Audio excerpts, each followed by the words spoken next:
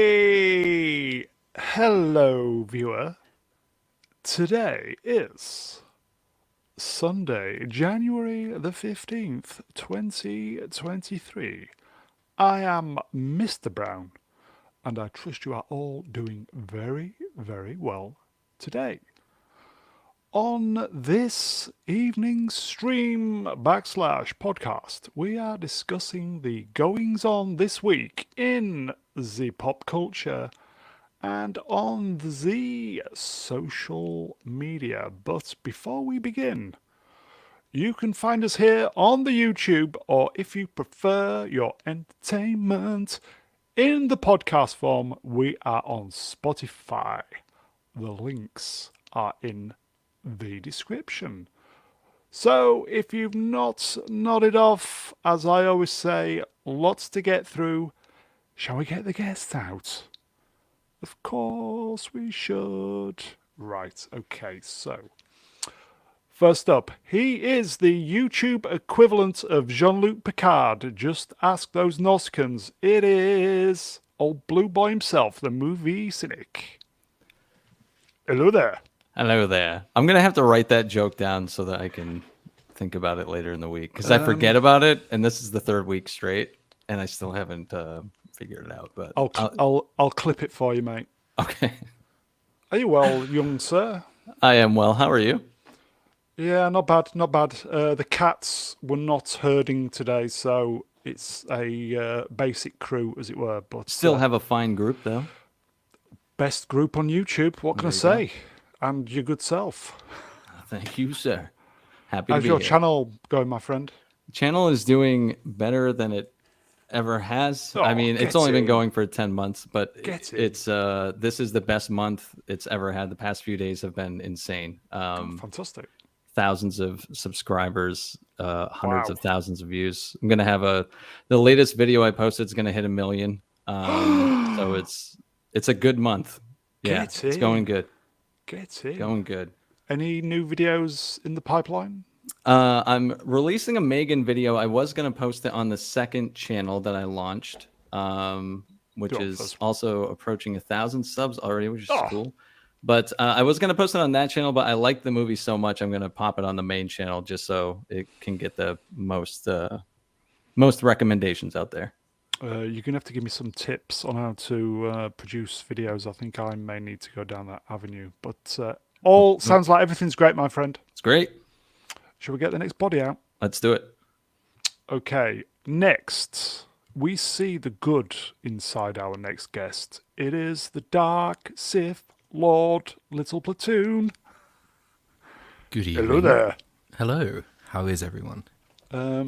Pretty good. Are you Very good, sir. well, my friend? Yeah, I think I've caught a slight cold, but otherwise I'm all good. I've just taken a bit of time travel because my last video was technically back in May. The video I put up was produced in May and only went up today, which is it's been a really interesting, slightly cringy look back at how I used to edit videos Sound. badly. So Yeah. and also sound, but like, Yeah. yeah, it was nice. It was good fun. It was so interesting listening to that because you've just changed your inflections and everything, the way that you deliver. I instantly knew it was an older video. Yeah. Yeah, I try and make it more conversational now than it used to be. It was very much more written essay, but Considering you didn't think anybody would show up, steady 1,000. it's not too bad. I can't complain for a Star Trek Discovery video in between seasons 4 and 5 of Star Trek Discovery when no one wants to remember it. Yeah, it could have been worse. Star Trek on the way, folks, isn't it? So everything Yep, good, Lord. Picard. Sounds like it. All good, thank you. Yes, Shall we get the last body out? sounds like a plan. Sounds like a plan. And last, but by no means least, he is the wise elder of the channel. You know the rest. He is the great mega geek himself, Ian David Diaz. Hello there. Yeah, hi. Sorry. You're all right, mate. Yeah, I'm okay. I'm all right. Yeah. How's everyone? All right? Not too bad. Yeah, I saw M3GAN, by the way. Oh, Excellent. Mr. Blue. And I Yes. loved it. I Mr. thought Blue. it was so fun. And I remember you talking about that bit where she was singing. I was cracking up with laughing. I yeah. thought that was so funny. shall we talk about that in a minute?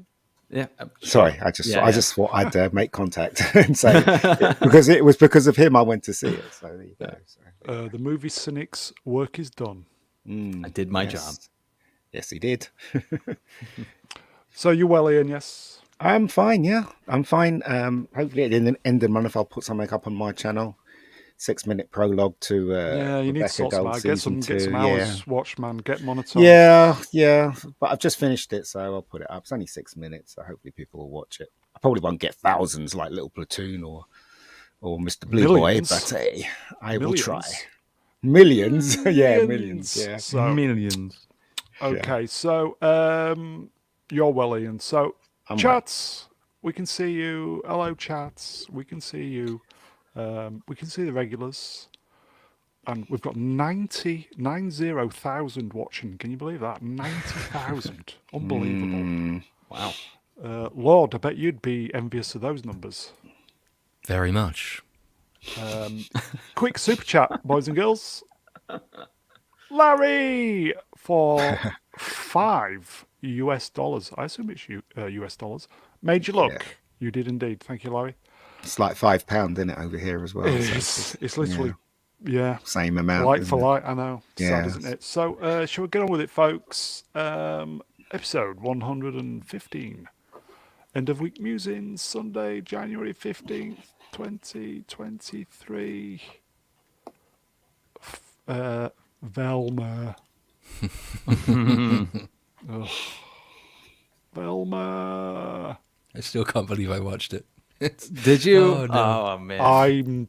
My eyes have not recovered yet. It's making it very difficult to read these captions because of it. They're difficult anyway. But if you have made it this far and you're enjoying this content, and why wouldn't you? Please like, share, and subscribe. Every single click will help this channel grow.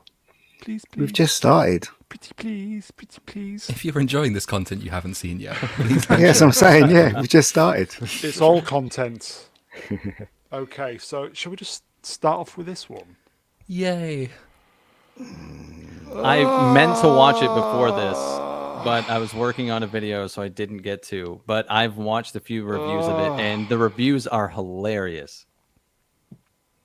It really is quite something.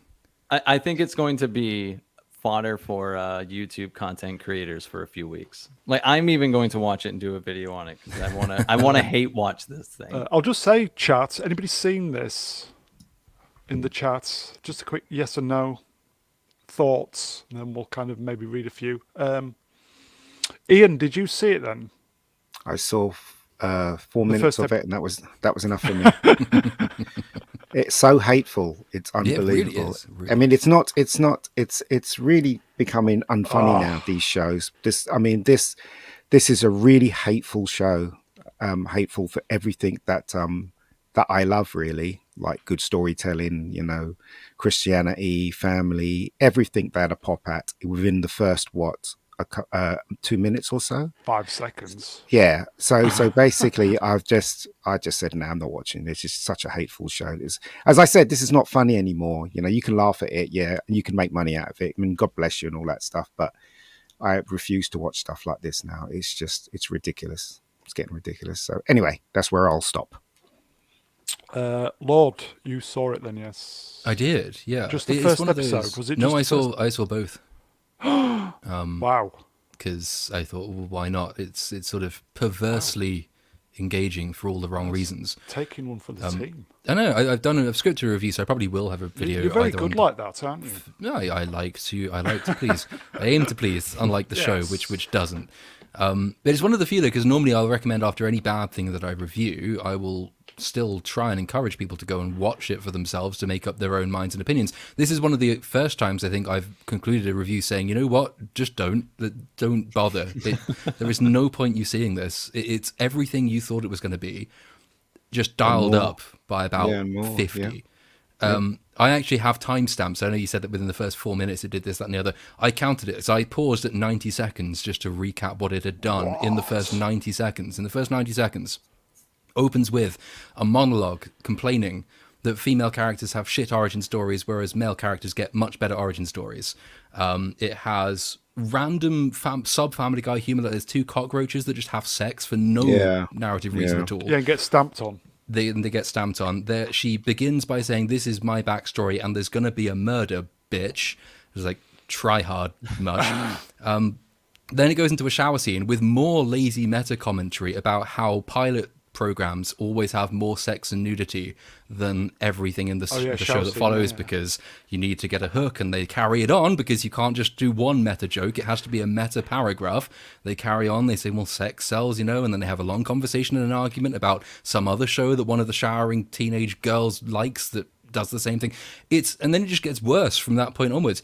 But the thing that really sort of stands out is what Ian said. It's a fundamentally nasty show. It's not just in a way that, say, Star Trek Discovery is kind of what we call woke and unintentionally hilarious, and just very preachy and very earnest. Velma goes beyond that. Velma is a really, really quite nasty show in the humor it deploys. So Yeah, you have- hateful.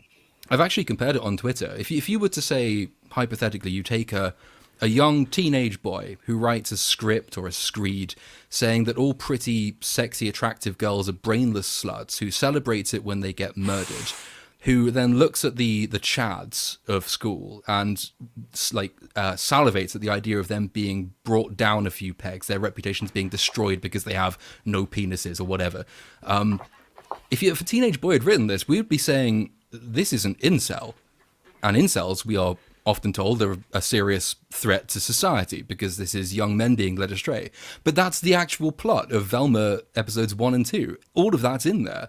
But because it's Velma who's been recast as a progressive black girl, we're supposed to laugh along with it Indian. and say, this is really, really fun. Well, in the She's thing, Indian. she's not. I know she is because she's Mindy Kaling's self-insert character, but you couldn't really tell the difference in the animation. No, you But couldn't. it's a really nasty show. And then, Fred, who has been turned into this idiot jock character whose deep dark secret is that he's not finished going through puberty, so he has no hair on his body and a really tiny penis, and at one point they turn him into Hitler, and the whole thing about him is he's so stupid that he can't possibly have committed the crime that they've tried to frame him for.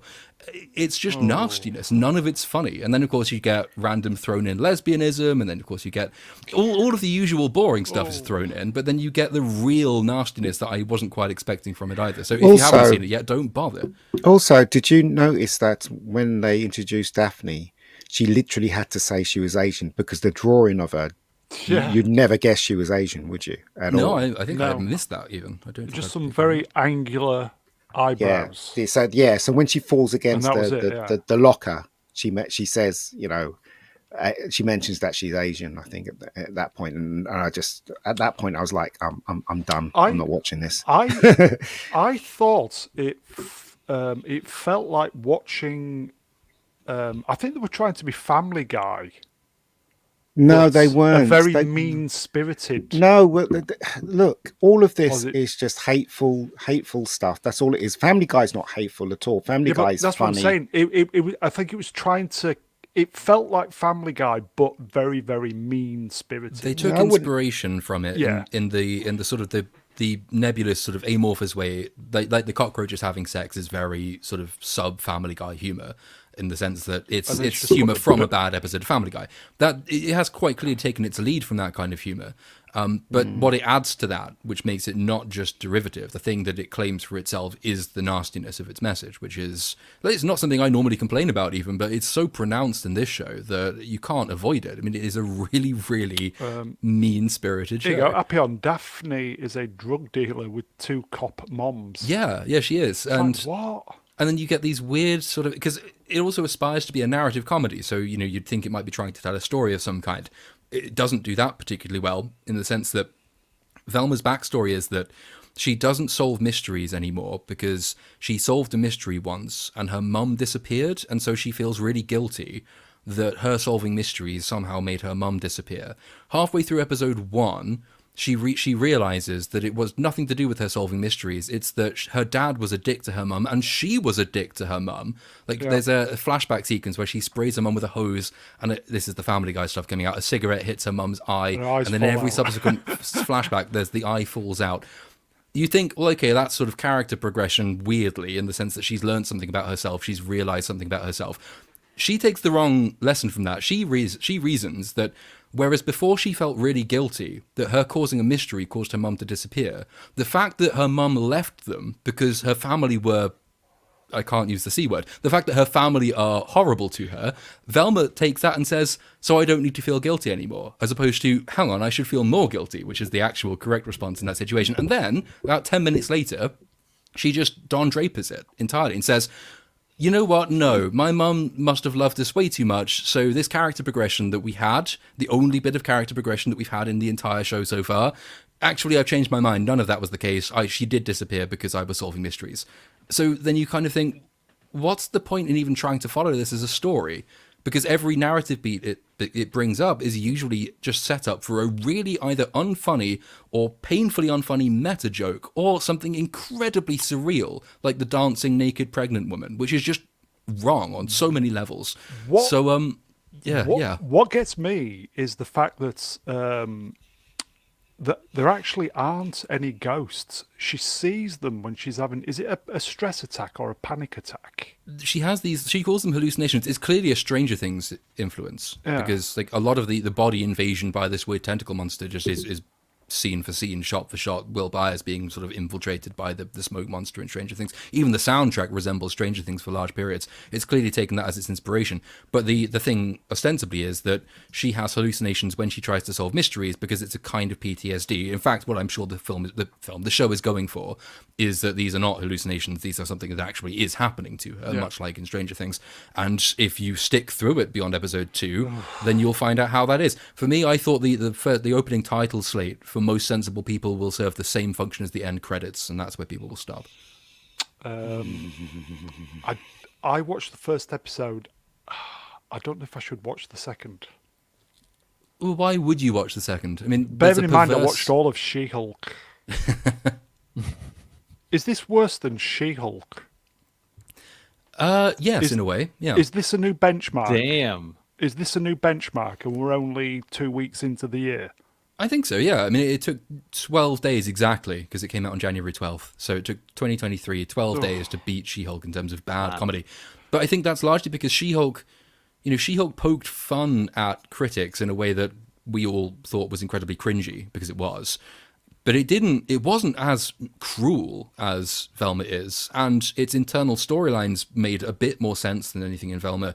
Its characterization work, which was dire, was still better than anything in the first 2 episodes of Velma. I would say, yeah, Velma is quite comfortably worse than She-Hulk, unless you have a pre-attachment to She-Hulk as a character and you don't like her being ruined, in which case that's different. But here you go, Tim. I like saying this: Hannah Bomb equals Willow for destruction. Ooh. They're not destroying anything, because this isn't Velma from Scooby-Doo. No, This is a version, a really screwed up version, self-insert. And so I mean, Ben just used the word comedy. I would never use the word comedy in this show at all. I think it's just horrible and just mean, and that's it, really. Cunty bitches. People shouldn't be watching this at all. Don't give it any views. Sell 7 seats if you have to watch it, but don't give it any views at all. Yes, I was going to say, do you think everybody should watch the first episode just to see how bad it can get? No. I think you'll find that unless out. you want to make money out of it. Yeah, Right. you'll find that out one way or another. There are many ways of doing that. I mean, you can watch people who've done reviews of it. And, things will only continue to get worse for a little while. So if you miss this one, you'll find it in the context of some other show that you love or remember fondly, which has then been debased in much the same way. If you're really sort of a glutton for punishment and you want to see how awful something can be, taking childhood characters and just using them for pot shots against social groups you hated when you were growing up, and how that can completely debase a narrative. Yeah, if you want to watch it as educational content, do that. But don't watch it because you think you should. No, don't watch it at all. Unless you want to make money out of it. Don't watch it at all. It's not worth anyone's time. Anyone on this planet or any other planet in the universe. It is absolute rubbish. Not even Pandora. Not even Pandora, yes. According to HBO Max, it's got a second season. Their number one debuting season. Their number one debuting animated original. And as it turns out, it's also the only one. That's how they're spinning it. Well, of course, they're spinning it that way. This is a hateful thing, and it shouldn't be encouraged at all. You know, as I said, in 20 years' time, I'll probably be dead. Good luck with the world. Good luck. That's all I can say. So, yeah. I'd be really interested to learn how they got permission to use these characters in this way. I mean, Ben, does you're Hanna still Barbera carrying not on with have- this. This is nonsense. This is crap. Let's just move on, shall we? Well, Come because on, Ben. why? I mean, there are interesting things that you can learn from it. For Who example, owns Hanna-Barbera? that's the question. So it's the same Yeah. question as you have of Rings of Power. If you want to Why? understand why these things have come into being, I it's don't. partly worth understand. Well, then you have nothing to complain about when they keep coming into being, do you? Well, you can close your eyes to them if you want to, but you closing your eyes to them isn't try. going to stop I them from Warner coming. Brothers owns Hanna-Barbera. There you go. Do they not why? need to get any permission from? Does she not have an estate? I mean, people were wondering how Rings of Power got past the Tolkien estate, for example, and you can see how They just own it, lock, stock, and money barrel. does pay. Yeah, it's apparently, money. Always money, you know. Never mind. Moving Bag of on. shite. Bag of shite, everybody. Watch it at your peril. or don't. Or don't watch it at your joy. Okay, so this was out this week in Blighty. I know it was out last week in the US of A. We kind of briefly mentioned it yesterday, but we'll mention it again. Ian, you saw this, didn't you? Megan? Yes, I liked it a lot. I went to see it because Mr. Blue here told me to go and see Blue it. boy. Or he recommended it, so I went to see it, and I just loved it. I just thought it was silly, it was entertaining, it was funny, it was a bit creepy in places. It was everything that all those elements makes you enjoy your cinema experience. And when I went in there, the cinema was half full. Okay, But it's not bad. everyone in the cinema enjoyed it immensely. You can feel the atmosphere, unlike when I went nice. to see No Time to Die when everybody came out depressed. But Megan is well worth your time. I think it cost 12 million to make, but Yep. it's obvious that Blumhouse is making a lot of money with their previous films. That's why they can put 12, because they don't make films beyond 5 million. So, well, when they started off, that was their motto. So this one cost 12. So they're obviously making a killing with their films. So there you go. Matthew, what's the premise of the story then for the uninitiated? So Megan's an AI, considered a doll, and she was built by a roboticist that works for a toy company, and she becomes guardian of her niece, who becomes orphaned at some point in the movie, and she gives the doll to her niece as kind of a pacifier.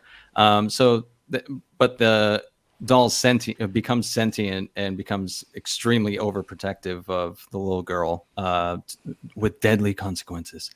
But and no, the movie has pretty obvious themes and everything, but implements them really well. There's a dark wit about it. That's pretty sadistically funny.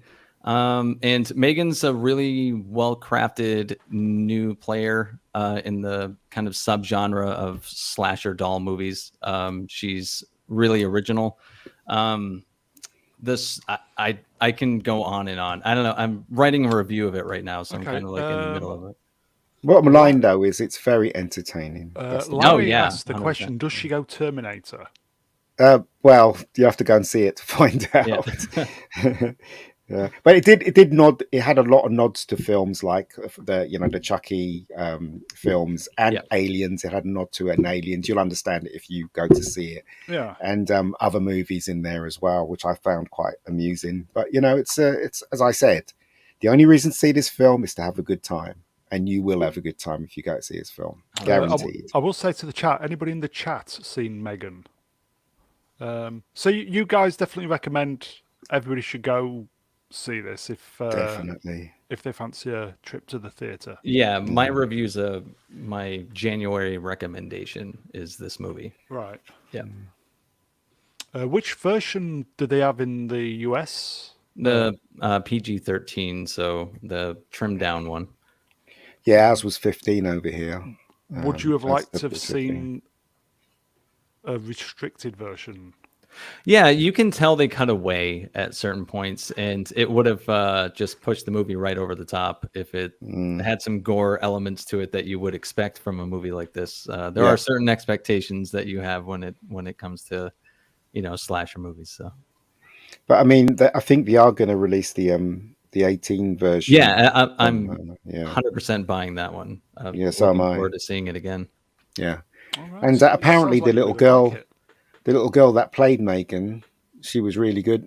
I thought she was really good in it, especially her movements when she was doing that dance. I thought it was quite funny as well. Yeah, most of the time, I was able to suspend disbelief that it was a Yeah. doll walking around. She did that has a lot to do with how to act with your body, and she did. Yeah, and also I might add that the little girl on that poster there on the left, she was brilliant.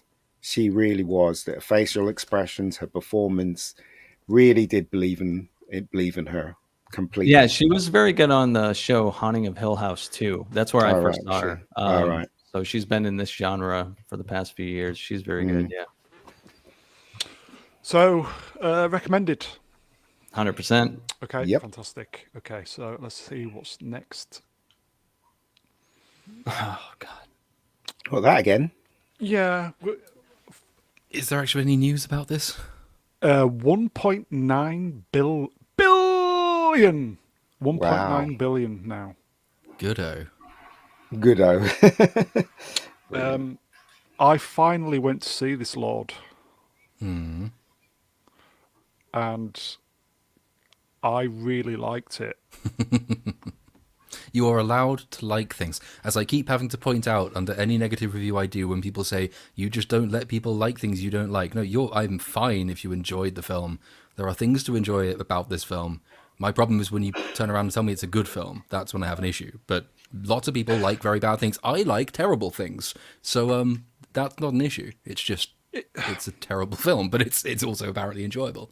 I don't think it is a terrible film. Okay. Yeah, the script is probably not fantastic. Yeah. Yes.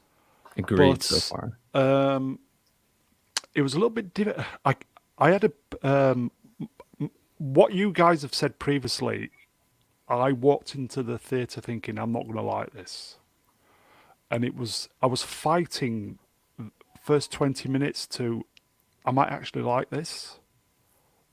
Do you understand what I mean? I was kind of like thinking I'm going to hate this. I'm going to hate this, and I couldn't get into it. And then all of a sudden, I started getting into the movie. And looking, as I said yesterday, the production, I think this is filmmaking at its 2023 peak. I don't think it can get better than this film. Yeah, What but do you the mean- what do you story mean is by a filmmaking? huge chunk of That filmmaking. yes, that's the problem. Yeah. Because I'm genuinely interested as to like the bits that people really do enjoy about this film, because I can see why people would enjoy bits of this film. I understand that it looks amazing. I understand that lots of the action sequences seem compelling. I've not really heard anyone say anything they liked about it besides the fact that it looks pretty and the action's okay and it doesn't always shit on family.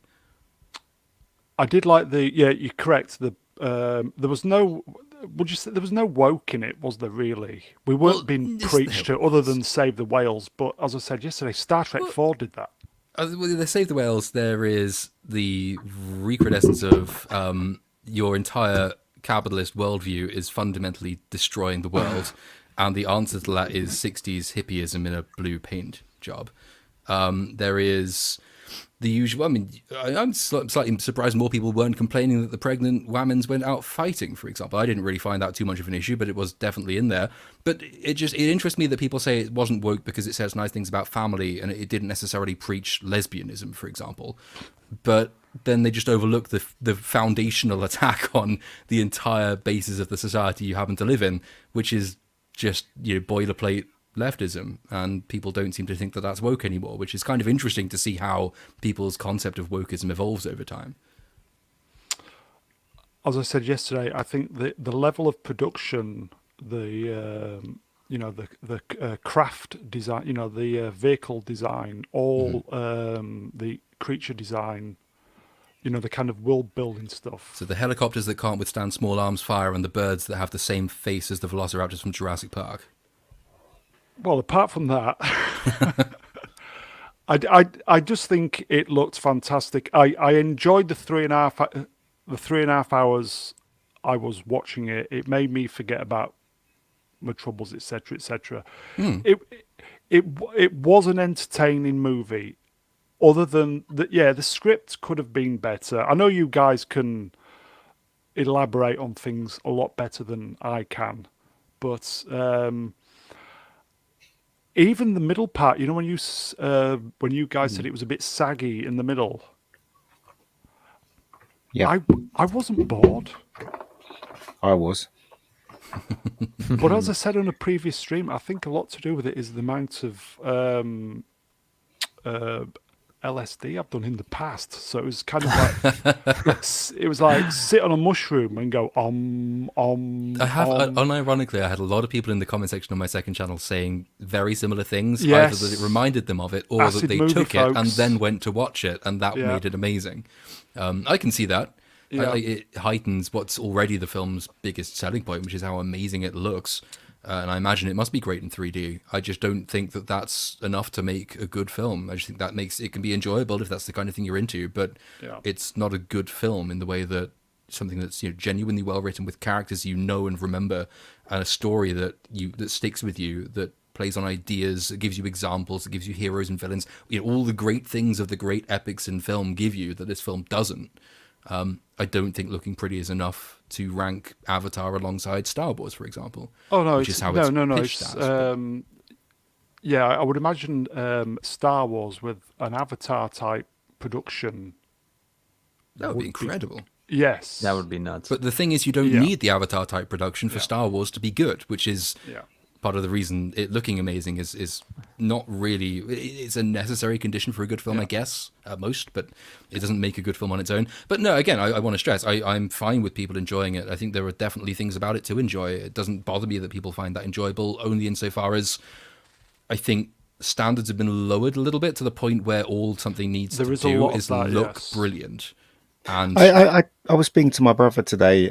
He lives in Toronto, and he was talking about Avatar, and he said more or less what everybody's been saying. It was all right, and I really enjoyed it, but I won't see it again, kind of thing. So it seems like Yeah. a lot of normies a review of the film. And as I said before in the last stream, if you've got 25%, if normies like 25% of a movie, that's all they remember from the movie. And then they'll tell someone it was good, and then that person will go and see it. That's kind of how it works, really. So, I'm not surprised it's making that amount of money. It's just word of mouth, because James Cameron's he's a good filmmaker. It's Yeah. just that he's not a very good storyteller. Yeah. That's all. Right. I mean, you even got to look at what's that one with the water, when he did the special effects with The the Abyss. water, the Abyss. Yeah. I mean, that story went everywhere and I anywhere, think it's didn't the it? same universe, but that's just me. Yeah, but do you know what I mean? If you look at the Abyss, right, the effects, and technically it looks fantastic, but the story was just rubbish, wasn't it? Yeah. So anyway. I think the And character work in The Abyss and things, though, the character work was always stronger in Cameron's older stuff. I mean, Cameron is the Agreed. guy who gave us Sarah Connor, really, a guy who, took on Ellen Ripley and just furthered her character. You always have very believable villains in most of James Cameron's older stuff. Titanic was largely a character-driven film, and The Abyss gives us in its villain, is it Lieutenant Coffey, the Yeah. military man who goes a bit mad?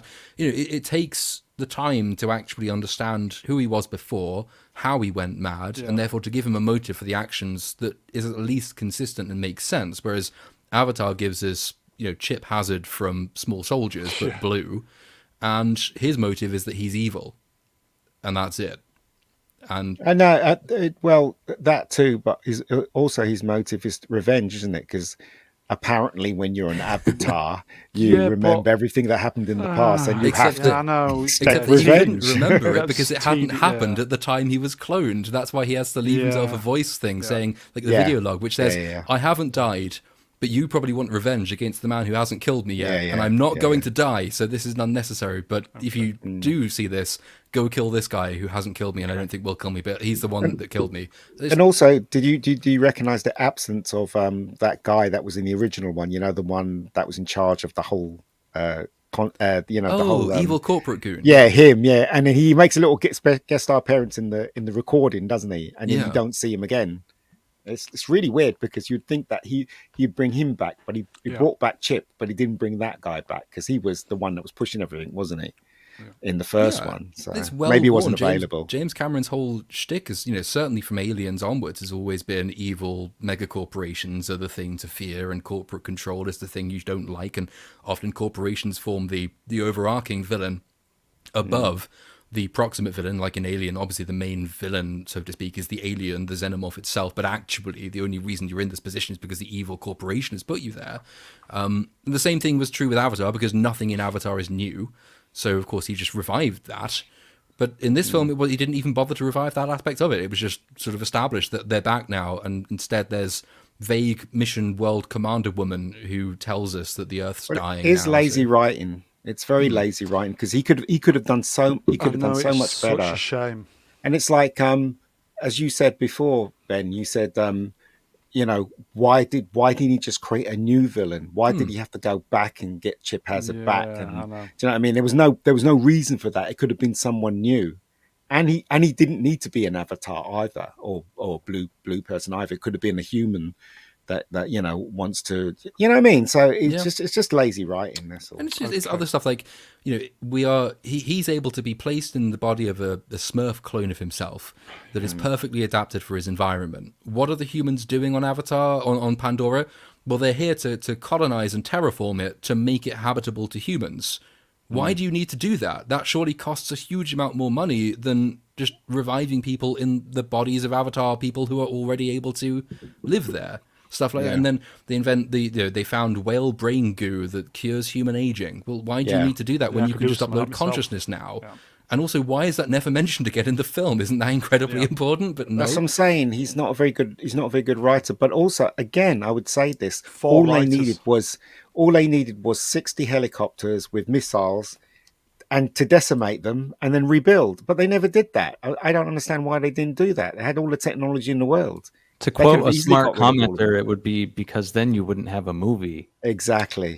True. Well, that's why it's bad writing. That's a lot of movies, though, when you kind of think about My it biggest sometimes. issue with this movie is because, like, clearly Cameron wants it to be on par with Star Wars, but Avatar rests its hat on its special effects, really. And there's a reason why Star Wars is still, the originals anyway, are still so beloved. And it's because, like, yes, they had great special effects at the time, but they are a great example of how effects age. And we can appreciate what they brought to cinema, Yeah, but Star agreed. Wars sticks around because the story is so good. And so eventually Avatar is going to look like shit. In like 30 years, we're going to look back and be like, wow, remember when we thought this looked real? And then what? There's no story. It's just a fucking movie. Yeah, no one in 30 years will be saying, hey, remember when Jake Right. Sully did this? If you mention that in 30 years' time, they'll say, who? Whereas 30 years after Avatar Star will Wars, be you can part say, of, well, like, remember when trivia night. Luke fought Darth Vader, and you instantly know the entire story, everything about those characters. And that's the thing that Avatar will lack, I think. For all that, I admit there are reasons to enjoy the film. Again, I want to stress that point. I will say, if you are an ex-raver type like me, you would definitely enjoy Avatar. But anyway, shall we move on? Please. Way, the movie cynic recommends. Ooh. This is number 2, isn't it? This is the second week in a row. Here we go. That's the movie cynic recommends at the movie cynic. Phantom Thread. Yes, sir. Phantom Thread is, I had seen it when it first came out about 6 years ago, but I just rewatched it and it's absolutely brilliant. So it stars Daniel Day-Lewis and it's directed by my favorite writer and director combo, Paul Thomas Anderson, who did Boogie Nights, There Will Be Blood, Magnolia, Film Punch that. Drunk Love. But this movie, so he plays a character called his name is Reynolds Woodcock, and he's a fashion designer that specializes in dressing, the high class in London post World War II. And so it's really interesting because it touches on toxic relationships and the life of an artist, which is which is incredibly interesting to me. But it's Daniel Day-Lewis's final performance he ever did. It's really masterful. His character leaves his current, I don't remember if it was a wife or girlfriend, but he leaves her at the beginning of the movie and comes across the waitress named Alma, and she kind of becomes his muse. And he finds her interesting and intriguing because she doesn't put up with his shit the way that his previous lover did. So it kind of touches on what it's like to be a workaholic, using a muse, toxic relationships. And it's just a masterful performance by Daniel Day-Lewis too. It was a hell of a way to go out. It's kind of more understated than like his gargantuan performances he had done before.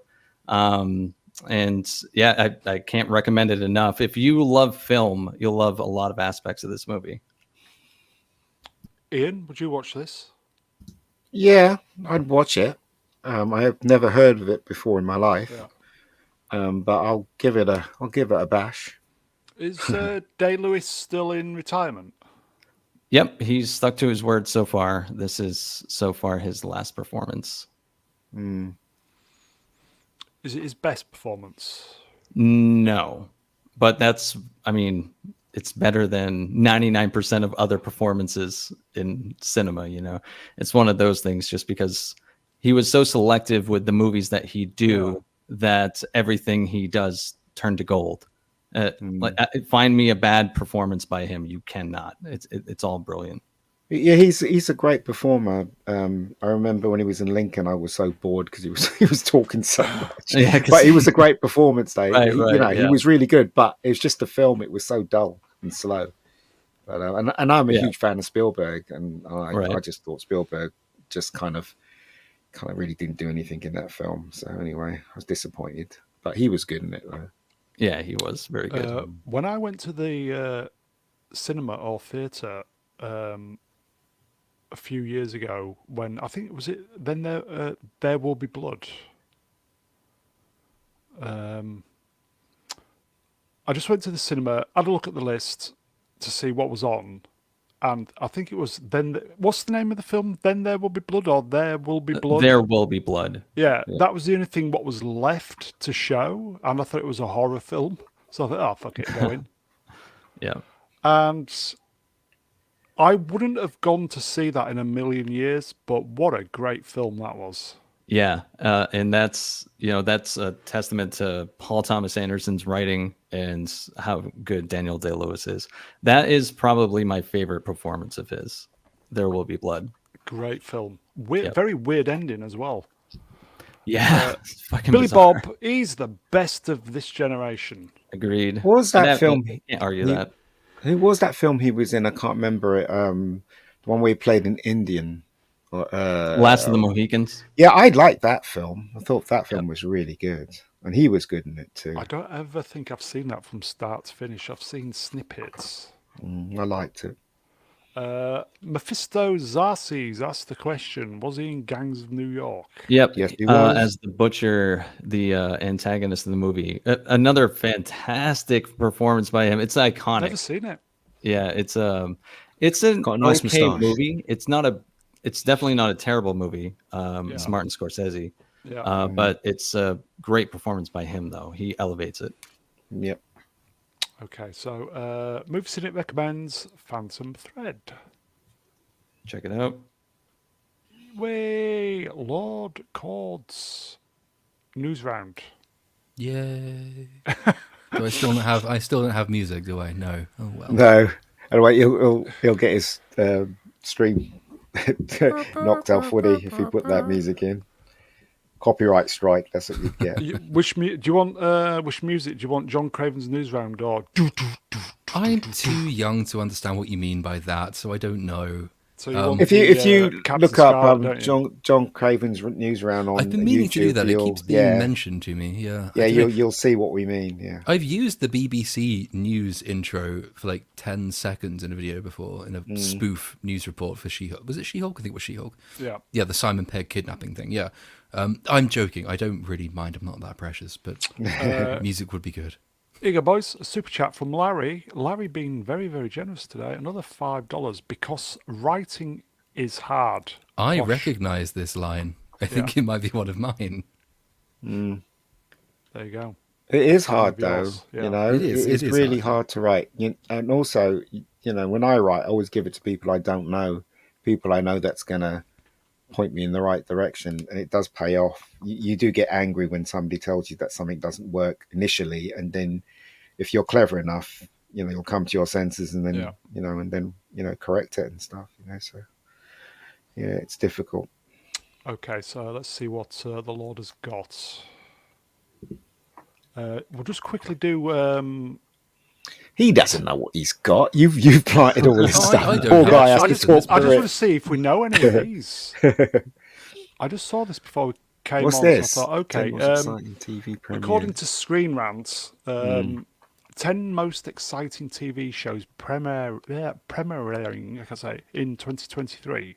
Looking at it, I know a few of them. Secret Yeah. Invasion is the new Marvel thing, isn't it? Yeah. Yeah. The Last of Us, obviously. I've been meaning to try because I've never played the games, and people keep asking me what I'm expecting of the show, and having not played the games. What is that? So The Last of Us was an incredibly successful... Computer game, the first game was incredibly successful. Oh, okay. The second game was kind of like The Last Jedi of video games in the sense that it completely wiped out one of the most beloved characters and elevated this incredibly hench female antagonist / protagonist at the end of it. It caused a huge stink, and it became embroiled in the culture war for that reason. Whether or not... So I'd sort of been planning on playing the games just to get a basic ground understanding of what I'm talking about. It turns out I won't need to, though, because the cast have been explicitly told by the studio you shouldn't be playing the games before you actually take a role in the show. That last week? Yes, one of the actors, okay. the younger girl, okay. had to say, Yeah, right. I secretly watched some gameplay footage, but they were told they shouldn't play the games. God. And all of the pre-reviews have come out and they said, well, they've kept the best bits of the game, but everything else is different. Yeah, okay then. I'll believe that when I see it. Skeleton Crew is one of those Star Wars things that I'm not overly familiar with. I think is it an animated one? Skeleton Crew, I think. Didn't know The Walking Dead was still going, but apparently it is. Agatha Covenant of Chaos is the spin-off from WandaVision because everyone wanted one of those. God. The only other one I know there is Ashoka because that's Star Wars again, and that's Number basically 7, Time Bandits. That's Titi, isn't it? Is it? Titi Watiki, yes. I think he's the producer or showrunner for that. Or he's writing 3 episodes. Wanna be rubbish. True Lies, based on the Schwarzenegger film. They did that out already. in I just heard about this, and I 2 was months' time in March. Didn't they I not saw do a the version? preview.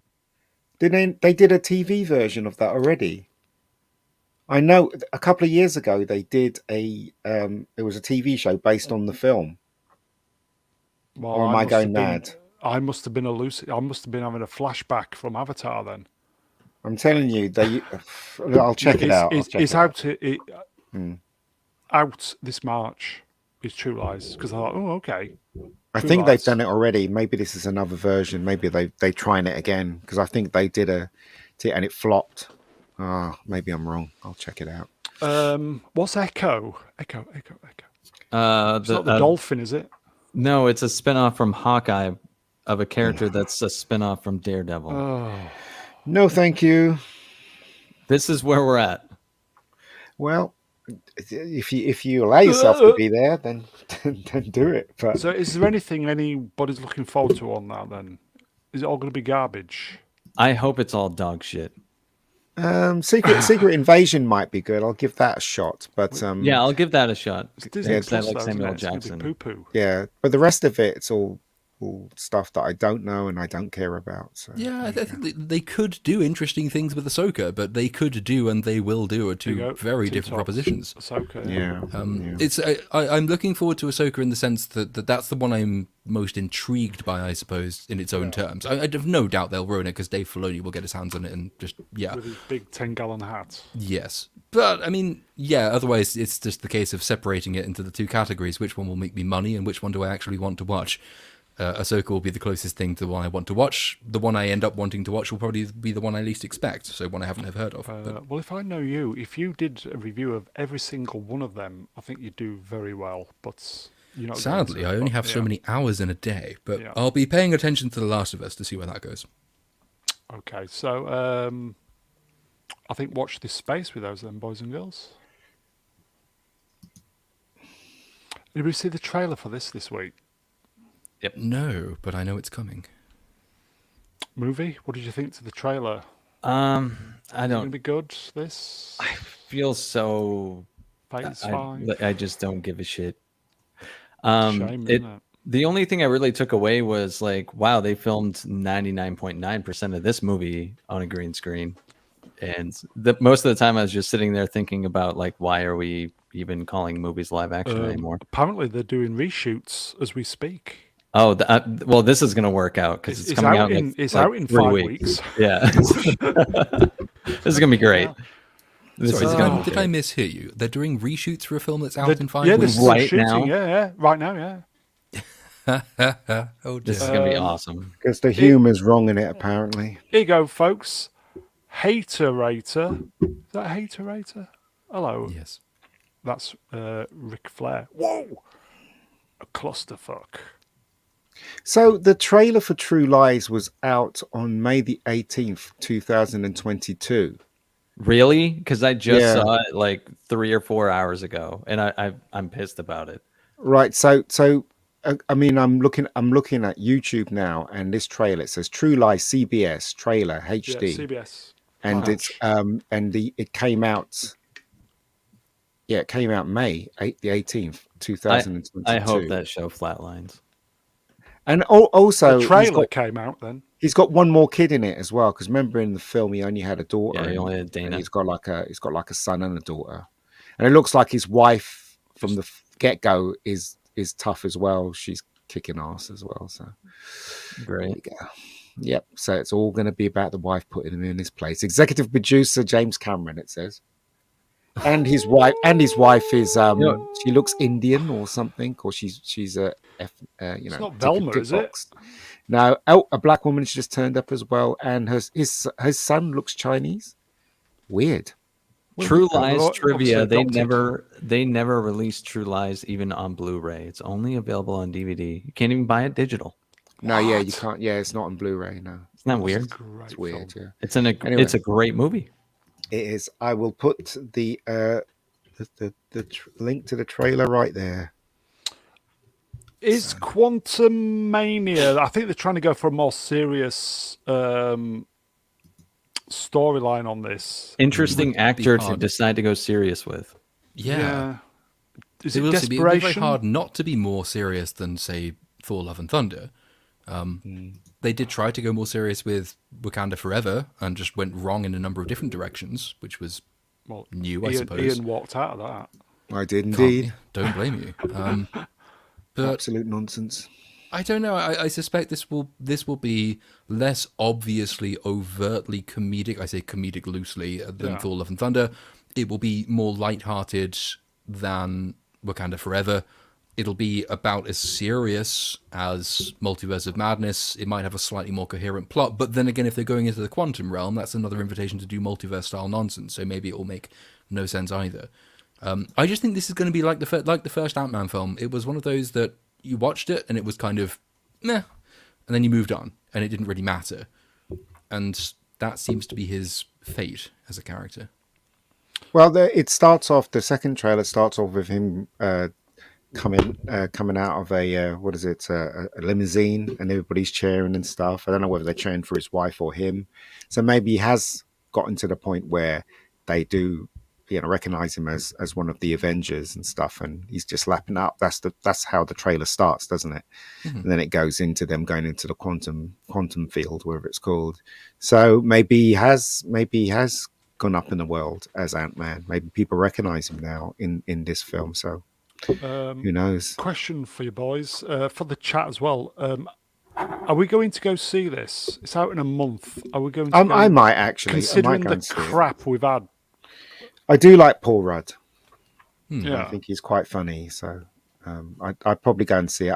I know I'm going to be disappointed when I see it. Yeah. But it's two reasons for me to see it. One is Paul Rudd and the gorgeous Michelle Pfeiffer. I don't care what anyone says. She is gorgeous. I don't care what film she's in. I'll watch her till the cows come home.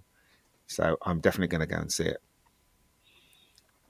I don't think nobody wants to go watch this Well, you know. movie. I take it you'll be going to go see this. Yeah, and I don't hate the MCU either. I loved the MCU a couple of years ago. So, Yeah, same here. Yeah. but I'll call out every bad piece of shit that they pump out, and I am predicting a collapse, but all the same, I still want it to be good, and I don't mind Ant-Man, and I'm looking forward to Guardians. So, I'm not dead on this franchise yet. Is this the poster for Japan or China? Because the black think this guy's is blue, isn't he? In the background. Oh man, That guy's you he's blue. So here you go. So yeah. I don't think I can be bothered to go see this, but anyway, Lord, you'll be going to see this, or will you? Yay, nay? No, I have to see it one way or another. Whether I go to see it is another matter. Probably. I've got some friends in India who invite me to their cinemas, and I might actually do that. I'm not sure yet, but Yes, we'll see. No, I'll definitely see it. I hope, like movie saying, I hope it does well. I hope it revives. I hope it's good for a change, and that they've too late, though. changed course. But again, this was all written and mostly filmed during peak Phase 4. Are we really going to expect, based on this arbitrary differentiation between Phase 4 and Phase 5, that the beginning of Phase 5 will somehow be qualitatively different than Phase 4? I think that's probably naive, but we'll see. Okay. So it's out in about 5 weeks, folks. It might 5 be more good, weeks you of know. no more Marvel. Yes. Use that time well. I might did a be good, screen you grab never late this afternoon. 7%. Amazing. I'm quite This is the surprised. best thing I've seen so far this year. Critics Go have given it 2023. 53. Why is critics giving it 53? Should be at least 5%, shouldn't it? Because it's absolutely hateful, isn't it? This show. I'm joining the dog pile on this. I'm pumping out Are a you? review this week. 100%. It's been review bombed, hasn't it? Beautiful. Apparently by professional critics as well. I mean, with professional critics on Rotten Tomatoes, though, you look at the critic score and you subtract 50% to where normal people are. So actually, 7% is roughly within the margin of error there. It's where it should be. Well, It does say they're that not selling with it that 50 way, are they, Ben? They're selling No, it God, that no. we're the ones that are, This is it, the biggest premiere day for a Max original animated series ever, and also the only one. But is that really? I'm going to have to include that in the review. If that's the case, if they've only got one, and then this is how they're selling it. I mean, that's funnier than anything in the show. But make sure that's an actual fact. I Yeah, have we'll have to check confirmed that out, only yeah. via Charlie, aka Moist Critical, on his review of it. So, but he was pretty adamant about it. But I have not Okay. Googled it to confirm. But I'm Yeah. pretty sure. It's going to go You don't want lower, egg in your isn't it? face, do you? Do you know what I mean? Oh, I'll take. I don't care. Bring It's it going to go lower. on. Fuck Do you this show. think we could see less than 5%? That would be nice. And I Biggest don't think- premiere day. What Who the hell is this voted? all about? Okay, what type of person would have voted? I like this. Who cares, man? Who cares? Seriously. Why would anyone? It's just a hateful show. Yeah. Would it be I think- the cast and crew?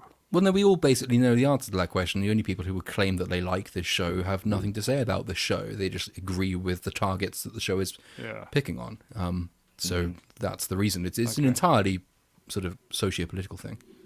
Okay, so it's dog shit. It's There you go, dog poo. folks. It's dog shit, folks. Poo-poo. We had the Golden Globes this week, so I was just looking through all the winners, and I included this one because I think one of the panel is quite partial to this program. I loved this. Yes. Did it win? So he won Best Actor in a limited series. Well earned. Yes, Dahmer is the greatest serial killer of all time. But no, the show was great. I keep seeing articles about the controversy surrounding it with the the families of the victims being pretty upset, which I totally understand. But regardless of putting aside the controversy as a piece of acting, Evan Peters was brilliant. So this was definitely well deserved. Larry says, oh, sorry, it scrolled. Forgive me. He ate people. Is that correct? Yes, he did. He did. I heard Evan Peters really ate people to grab the role. Somehow I don't think that's true. Deserved winning. That's Absolutely. good. I didn't know they won anything, so it's good. I mean, I heard that short round won an award as well, didn't he? The guy who Yeah. plays short round, he won one. Bob, well, Better Call Saul won nothing. Yeah. And it's Well, probably one of the best programs that was on TV last year. Won nothing. yeah. That's the way it goes, I guess. Not watched by hardly any people as well. It's just completely on its arse as well. The Golden Globes. Yeah, What I heard. the guy that introduced it, he wasn't funny at all. But he's gay. Yeah, even I must say, even what's his name, short round winning the award, I questioned that as well. So, because I didn't think his performance in that stupid, crappy movie was worth an award, to tell you the truth. So, but there you go. Okay. Movie you would recommend watching Dharma? I think we've recommended it at one point, didn't we? Yeah, it's a bit Yeah, dark, though. absolutely. Yeah, it is very dark. A lot of people have trouble with it just because of the fact that it's pretty realistic. Yeah. But I'm still going to do a review of it eventually for my second channel. So because I really recommend it. It's fantastic. Salcor asked, "Did House of the Dragon win anything?" Yes, I think one of the women actresses won. I forget her name. I think I think it won a couple of awards. Did House of Dragon? House of the Dragon. But okay, let's move on. Here you go, Ian. This is one for you. I saw this. Whoopi Goldberg wants a role in Doctor Who. Fuck off. Well, She's campaigning as well. Well, look, I'm just waiting for it to come out. I know I'm going to be disappointed though, but I hope not. I hope I'm wrong. But Doctor Who, folks. she's horrible, isn't she? I used to like her. I used to think she was quite good, but she's been saying a lot of stupid things lately. Yeah. And Yeah, like the Holocaust wasn't a racial thing; it was whites killing whites. She's putting a lot of weight as well, which is puzzling. And her voice sounds like she's swallowed about 4 ashtrays. Yeah. and you know what? She's just With finished cigarettes in Sister them. Act 3, isn't she? She's finished making the movie Sister Act 3, so that should okay. be out on Amazon soon, shouldn't it? Together with Fat Eddie Murphy as Axel Foley again. So that's going to destroy what we loved in the past. So there you go. But I hope she doesn't. Did she get a appear role. in Pucard? Yes, she was. She was in series 2. Yeah. Season Right, 2 okay. even. Because she asked to Playing. be in it, didn't she? Yeah, Or and it she's was one of those invited. moments that they dropped in as key jangling again. I don't really Jangle remember them what impact she keys. really had on the plot. Oh no, that was it. She's in it as herself, as in the bar, and then the plot of season 2 involves him going back in time to pre-fascist Earth shortly before the 2020 election or whatever it was. 2024 election. So the implication being that this was the moment Earth chose fascism because Trump's back on the ballot, and Picard meets a young version of her character and has to convince her not to give up on the Earth and all of its evil fascist right-wing people because there's still good in humanity, don't you know? Allegedly. And did she tell him to shut up and sit down and I the think old she man and did stuff like that? briefly, yes. Barbara Lawrence says, "Put her in a Dharma." and She push already it has over the voice cliff. for it. Yeah, push it over That's the cliff. fantastic. Yeah. Okay. Not needed. Go away, Whoopi. This was the kind of conclusion to the long-running saga of they them privilege boy. It's the Well, conclusion sorry, I can't say that. until he Right. does until he something else. strikes Sorry, again. Yeah. forgive me, I can't say that. They them privilege. They them. Who's a they them? This is Ezra Miller Is again. a they them? No, he's not. He's just a man. Yes. It's a him. Do you know what I mean? He's Don't more start this than just rubbish a about the man. they, them rubbish because it's absolute nonsense. You know, it's him. Well, He's an it idiot. was the great. It That's was the it. great thing in the. I think it was the last stream we did when you shared the news thing from Warner Brothers, and he said that Yeah. they'd admitted they'd given Ezra Miller a part in the film after they were admitted for alcoholism or something. And it's like, okay, they there is referring did to the laugh. Warner Brothers executives, not to Ezra Miller. That's one of the many reasons calling them they them is just dumb as hell. Yeah, of course it is. It's stupid, isn't it? But it's nice. So imagine you were someone who had gone around and you had choked a pregnant person and you had basically assaulted every person in every bar in Hawaii and you'd stolen cigarettes and booze and you ran a weird ranch where you kept children and guns kept children hostage, possibly with guns. You'd broken into people's houses. You'd done all of Stealing this Jack stuff. Daniels. And all you were given by the police as a result of that you is go. a $500 Yeah. fine. Yeah. Now, I think if I were to do any of that, or even one of those things, I would expect to be in prison and fined, if I were fined, significantly more than $500. But I could apparently bargain it down if I made a big deal of the fact that $4.99. I'm a non-specific multiple pronoun as opposed to a singular. Well, why would that give you a free pass? It did for him. Them, But why? even. But why? How did this happen? Because, as well, one of the things Ezra Miller demanded when he was arrested was that, for example, he only be searched by female police officers because what a perv. he's There a you go, they, privilege. them, and the police gave into that. So basically, the reason this happens is because of institutional capture. You have a Hollywood celebrity, which is already a privileged class, claiming the double privilege of non-binary identity, and arguably the triple privilege of mental ill health. And institutions have been captured by people who believe that even one of these things entitles you to special dealing and a lenient sentence. He has 3 of them. They have 3 of them, whatever you want to say. And so it's been bargained down to $500, which is astonishing, but not unpredictable. He's got to give up the booze, and I think he's on probation for 12 months. No, he's just got to give up and just leave Hollywood, and so that he doesn't grace our screens anymore or TV. Yeah, but That's it's, it. is it June or July? The Flash. I don't care. This twat's in it, but they've got rid of Cavill. I don't care. I He really might be don't. the only one of them who's actually not gotten rid of, despite doing all of this. But did we not say last week it'd be amazing if we came back in June or July talking about The Flash and said, fucking hell, it's incredible. What a film. After all this.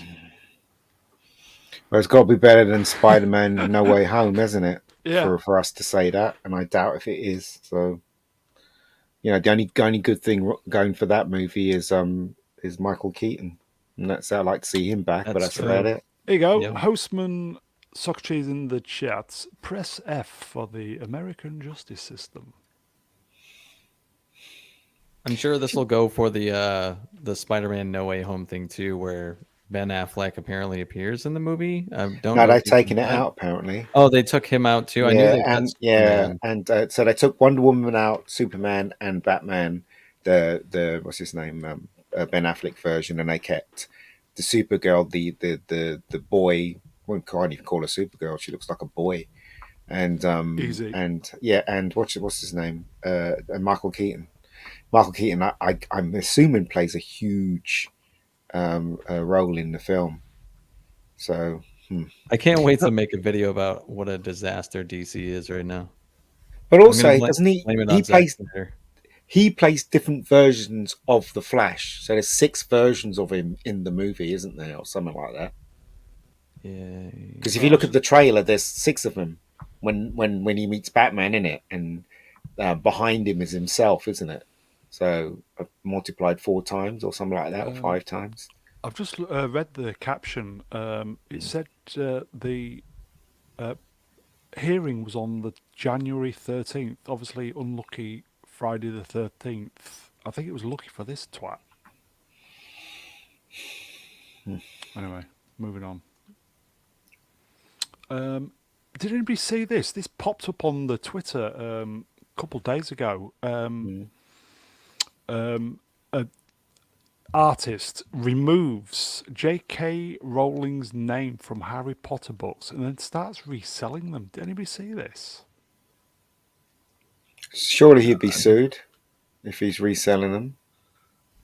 It's a little bit more so that he buys second-hand copies Yeah. and he puts new covers on them. He buys them for about $3. He sells them for about $145. What? And all he's done is put this new cover on them, which just omits the name. It's a new design. I think it is counted as transformative use, so I don't think he'd be sued for doing that necessarily.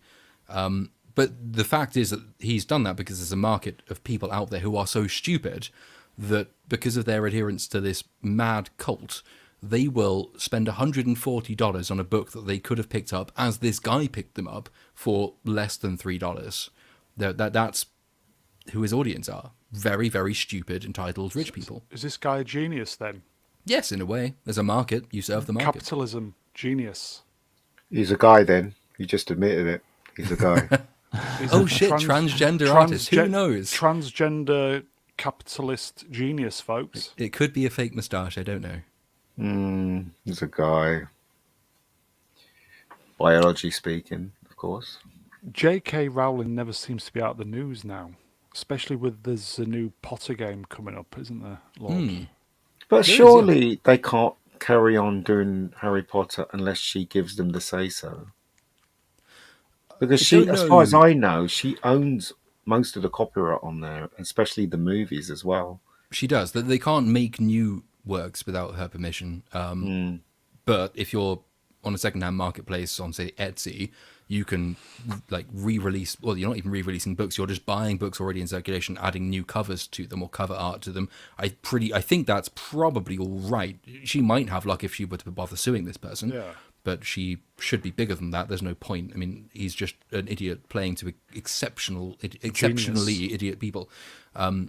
It's a silly thing. There is a new game coming out. Of course, she's not out of the news. What's it called? Legacy of Hogwarts. That's out in March, I believe. Which I said in the last stream, I've bought 2 copies of that. I recommend everybody does if you can afford it, even if you're only mildly interested in it, because that's how you ultimately beat these people. It's already trending near the top on Steam. That's going to be big pre-sales news chart. when it comes out, isn't it?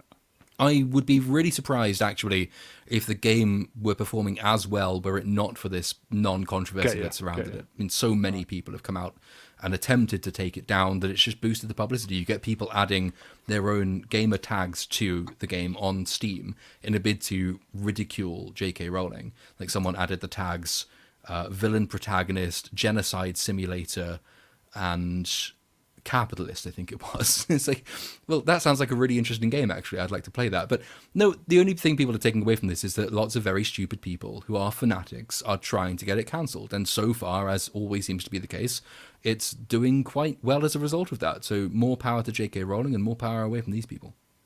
We'll move on. Moving on.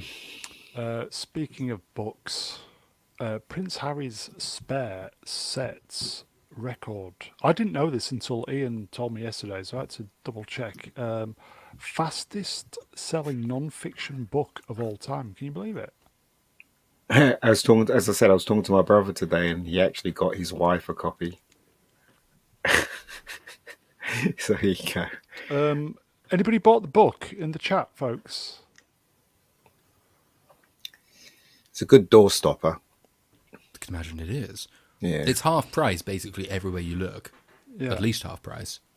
And, would we put it past some publicity company to buy a huge quantity of these books to make it look like it's selling faster? I wouldn't put it past them necessarily.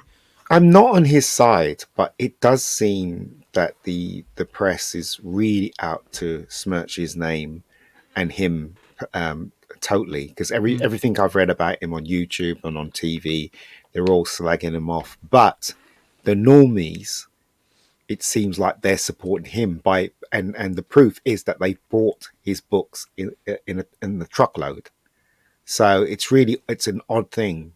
You know what I mean? So I've no doubt in my mind that there is some truth in what he's saying in the interviews and in the book, but I still think it's wrong for him to hang his family out to dry and It's not do good, all is it? said all the things that he said about his family and especially his brother who claims he loves. So I think it's wrong. I mean that family stuff should be sorted Circumcised out brother. behind Yeah. the door, behind doors, shouldn't it? I mean, why would you hang your dirty linen out for the whole world to see and try and bring your dad down as well? It's a horrible thing. Mm. And I think it's because that his wife has made him drink the Kool-Aid, and now he thinks that all men should be subservient and cut their balls off, basically. Because Some people saying that it's him just as much as it is. yeah, it's true. Could be. I don't That know. implies that he has an IQ above low 2 digits, which I Cabbage. don't think is supported by the evidence at all. Mm. No, he clearly has that. I mean, you compare how he speaks now to how he speaks then. There's been one influence in his life that would compel him to start speaking the way he does now. For example, when he went on ITV and did that interview, and the journalist, the one semi-difficult question the journalist bothered to ask him was, hey, remember when your wife said that all the British press were racist? Yeah. And he said, no, she didn't. Yeah. And but anyone she who did. watched the Oprah interview would Yeah. think, well, hang on a minute, we clearly remember her saying that. His But also- response to that was, Yeah. well, actually, there's a difference between racism and unconscious bias. No, And I think the press need unconscious bias training. The only people he knows who speak in the language of unconscious bias, which is a debunked concept anyway, are his wife and his wife's social circle. That's where he picked this up from. This is a guy who called Arabs ragheads, who called Pakistanis the word I can't use Dressed on up a as stream, as who a dressed up Nazi as a as well. Nazi and then Nazi. blamed it. Yeah. Even He's an idiot. even what's the name? Oprah Winfrey did that big when they said that, didn't they? And she played up on it big time. Yeah. Do you know what I mean? The racism thing and stuff like that. And in reality, it was just them saying, "I wonder what color skin the child's going to have." I mean, even I'm from a mixed race family. Even my dad and my mum said that about my sister. And it wasn't it wasn't racism. It was just wondering. That's all. Do you know what I mean? So, I just think, It's all pre-publicity material. I mean, Yeah. the best way to look at any media appearance he's done or his wife has done is how do we sell the most copies of our books? That's all Yeah. it is. So, and Oprah Winfrey, who is not a journalist, I mean, she is a hack by every definition, Oh yes. and a hack as well, but a hack principally, is completely on board with this. I mean, there are stories of her trying to get these kinds of revelations out of other people who she thinks are her friends, and that she can conspire with them to create a narrative. That's what she did then. Apparently it's worked if you believe the sales figures. But he didn't write this book himself. I mean, he has a ghostwriter. We all know who the ghostwriter is. Well done to the brother. ghostwriter. The ghostwriter wrote it very well. The ghostwriter apparently doesn't like him either, because the ghostwriter went on Twitter and liked a savage. criticism of the book, Savage. saying Prince Harry's book is all me, me, me. And the ghostwriter liked the tweet, meaning that the ghostwriter presumably thinks roughly the same thing about it. It's a load of nonsense. A lot of the stories in it are, as is usual, half-truths or untruths completely. And I resent having to talk about it, because I think the best thing to do with Yeah, these people we'll is to move on, forget them and move on. but it's obvious that he actually believes in what he's saying, even though probably inside he knows that he's doing something wrong. And I found that about a lot of people, really. But you can train chimps to press buttons on a screen. I mean, it's not Yes. belief is not quite the same thing as cognition. Or present a YouTube channel. Romeo Tango November Zulu for $5 NZ. Harry's book, Selling Fast, indicates that we're wasting time teaching everyone to read. Clearly, a lot of people haven't connected reading to thinking. Savage. Let's move on. I quickly saw this before we came on. UK government is sending tanks to Ukraine. Can you believe it? Tanks. Yeah. We'll just quickly do this. Nurses are going on strike. Everybody's striking. Blah blah blah. No money, and yet they're sending Tanks. tanks to Ukraine. But anyway, crazy. Let's move on. Rich people doing rubbish. Yeah. Did anybody see this? This is Ellen DeGeneres. Moaning She's still working, by the way. Yeah, After moaning the massive about. bullying allegations, apparently she's still Yeah, allowed. that's why I did this because I cannot stand this woman. Just for the sheer hypocrisy. What has she done? Well, bullying in the workplace. Apparently, she was a right hunt.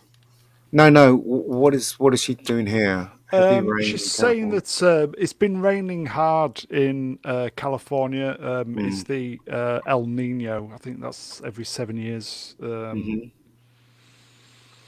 she's saying that it's down to,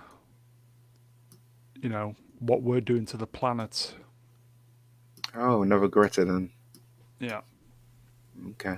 Well, do all that. It's basic Gaia theory. It's a kind of paganism, really, in the sense that these people don't have traditional religion, so they go back to older forms of religion. Much of what Greta Thunberg preaches is old school Gaia theory, which is based on old school paganism. This idea that the world is so intensely focused on you that you, by dancing, can bring on the rains, as the African rain dancers would have it, or you, by sacrificing babies, will bring the sun and a fertile harvest, as the Aztecs had it. It's exactly the same mentality. It's the same basic kind of proto-religion at play. And here's Ellen DeGeneres just trotting out one of the lines without realizing where she got it from. It's bad because there's rain. It's raining badly because we are bad people and we've upset Mother Earth. That's just paganistic nonsense, frankly. Whether you dance hard is not going to influence the rainfall. And if she believes in carbon emissions creating bad climate conditions, maybe she should consider shutting up and stop releasing so much hot air into the atmosphere. But that's as far as you go. Movie, do you like this person? I don't really know much about Ellen other than the controversy around what's happened over the past couple of years. I could care less about Ellen DeGeneres. I just think she's a despicable woman, what I've seen of her. But That's what I've heard, so I just stay away. I thought, because I thought she was quite funny when she had her show, her sitcom. And I thought she was, I really liked watching her sitcom before she became... She's a very different person then, though. Next level hypocrite. It's amazing how people start off really well and then suddenly they become this. Okay, let's move on. Oh, good. How dare you? More saving the planet, folks. We'll get to the good stuff in a minute. There is good stuff. It's just getting worse and worse each week. Have you noticed? Greta, bless her, she's been out protesting in Germany, preaching to the Germans who are freezing this winter. Not good timing, I don't think. Why are people listening to her? I don't understand. Because it's very fashionable and it's high status opinions, and that's most of modern society runs on what opinion is fashionable and how high status will I be if I retweet it. And Millionairess as well. Reasons of sociology, she has become the high status opinion holder. It's complete nonsense. She's protesting against a new coal mine in Germany that's only been made necessary because she protested against nuclear power in Germany beforehand, which means that unless they have nuclear or coal, Germans will freeze to death. But because she's an idiot, it doesn't matter. So she can go up, she can turn up, and she can say, well, it's very unfashionable to burn coal, don't you know? Because I'm never going to be the one who's freezing to death in my home because of my own policies. She is an idiot. But most policy making, most politicians go based on status and not sensibility. It's high status nonsense, but that's what she is a great proponent of. In the chat, the uninspired reviewer, how dare you? I am nobody. How dare you? Stuart Mitchell, how dare you? Andy Mouse 123, how dare you? Franco Walker, how dare you? Is there any more? We'll just keep them coming. Ian, do you want to say how dare you in your best Greta? How dare you? Silly woman. She's a woman now, is she? Or is she still a girl? She's over 18 now. All right, okay. Millionairess, which I didn't know. She's gotten uglier. Sorry, Ian? She's gotten uglier. You know what I mean? She's like her face. She's got a punchable face, isn't she? Let's face it. So. There you go. As I said, I love it when the lurkers get triggered and we see new people for the first time. Shadow Jack. Hello, Shadow Jack. You've stolen my dreams. Bastard. That we haven't stolen anything from her because she's rich now. So she's stolen money, I reckon, by talking crap. I Fucking will say, grifter. I will say, if you're in the UK or pretty much in Europe, the reason why you're freezing this winter is because of her. Well, I wouldn't solely put it on her, though. Well, she's part of the reason. Yeah, exactly. She is an important reason as to why By the the government. pressure. Yeah, the government has decided that the worst thing it can possibly do is to reopen a coal-fired power plant, even though we've got plenty of that. Natural gas, which is much cleaner than coal, we can't have that either. Nuclear, which is the cleanest renewable form of energy we can mass produce cheaply, well, no, we can't have that either because, for inexplicable reasons, nuclear, she says, is destroying the planet. So, an economist actually once did a little test on claims that the old 60s campaign for nuclear disarmament types used to put out about nuclear, when they said that it was terribly unsafe and it could explode at any minute. You'd have a Chernobyl any 5 minutes if you open nuclear power plants.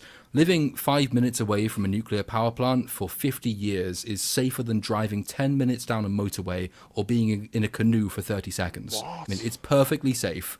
You don't die. 3 Mile Island, which is the US nuclear disaster most people will cite, apart from Chernobyl, one person died from 3 Mile Island. They were driving too quickly to get away from 3 Mile Island. Nobody actually died as a result of 3 Mile Island. It's a huge amount of nonsense. Chernobyl, less than 50 people died, whereas the United Nations was telling Ukrainians that up to 20 million of them would die. Less than 50, in fact, died. If you lined up the actual number of people who died and then you found a number of people who they said would die, you could basically wrap a human chain around the world based on their misprediction. It's scaremongering nonsense born of old-fashioned 60s pseudo-communists, basically unwittingly doing the work of the Soviet Union, but some ideas never die. And Greta Thunberg's doing exactly the same thing. And she is a cancer on human society and should be ignored, roundly ignored. But and she's over 18 now, so I'm allowed to be insulting. Yeah. Springfield's got a nuclear partner, and Homer Simpson works there, doesn't he? Moving on quickly. I am nobody. Greta wouldn't survive in China for one day. She wouldn't survive for one afternoon. That's why she never goes there. No Why are people listening to her? I just don't understand this. Yeah, she was cute when she first said "How dare you," and Was she? she was a little girl, and and people kind of listened because she was, but now she's a grown-ass woman who has a punchable face. Why is people listening to her? Why? There's a long tradition of young children, particularly young girls, being used as prophets. The ancient sort of millenarianist Christian sects did this. If you read Wolf Hall or watch Wolf Hall, there is an episode of Wolf Hall where a young girl about Greta's age is being elevated by the church because of her prophecies of doom for very important people. Because she's so young, she's beyond reproach. She can't be punished for it. But because she's beyond reproach, she can be used as a mouthpiece for people who will not be allowed to say these things themselves. And child prophetesses are a long, long history of those in human society, and she's just the latest example of that. Okay. Okay, there's a chat. Movie, do you want to read this? From What the fuck? F. McPherson. F. McPherson, Platoon and Cynic together. Oh my god, it's making me wet. Well, you're welcome. It's making me wet, but anyway. Okay, so we'll move on from... That's just poor bladder control. Yeah, exactly. especially at my age. Okay. These two are so interconnected. Is Davos happening? Is it this week or next couple of weeks? What? Davos, the the guy that's Klaus, part of Dr. Evil, Klaus Schwab, and his part of cronies. The, Illuminati, yeah. Yeah. In Switzerland, deploying 5,000 army troops For what? to protect these people from... I don't know, who are they protecting? From people rioting, waking up to what these people are doing. It's a high-profile event. It's been made high-profile because the World Economic Forum has now got a public profile it wasn't expecting, and it's angered a lot of people. It's angered them rightly, but sometimes for the wrong reasons. That puts these people at more risk of riots or armed insurrectionists, and so, of course, you have more army and police there to protect them. It's not a huge story, I don't think. Every major political conference has this kind of thing. Yeah. It's just that it's the WEF, so we have to pay more attention to it for some reason. Get all this information from Twitter. Hmm. Yeah, but it's the internet, so it's true. Yeah. Well, it is, isn't it? If it's on the internet, folks, it's true. Hmm.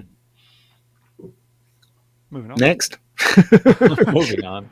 Oh, I think this is the last mega bad news. Who are Item. the? Did anybody Oh, see this? what's his name?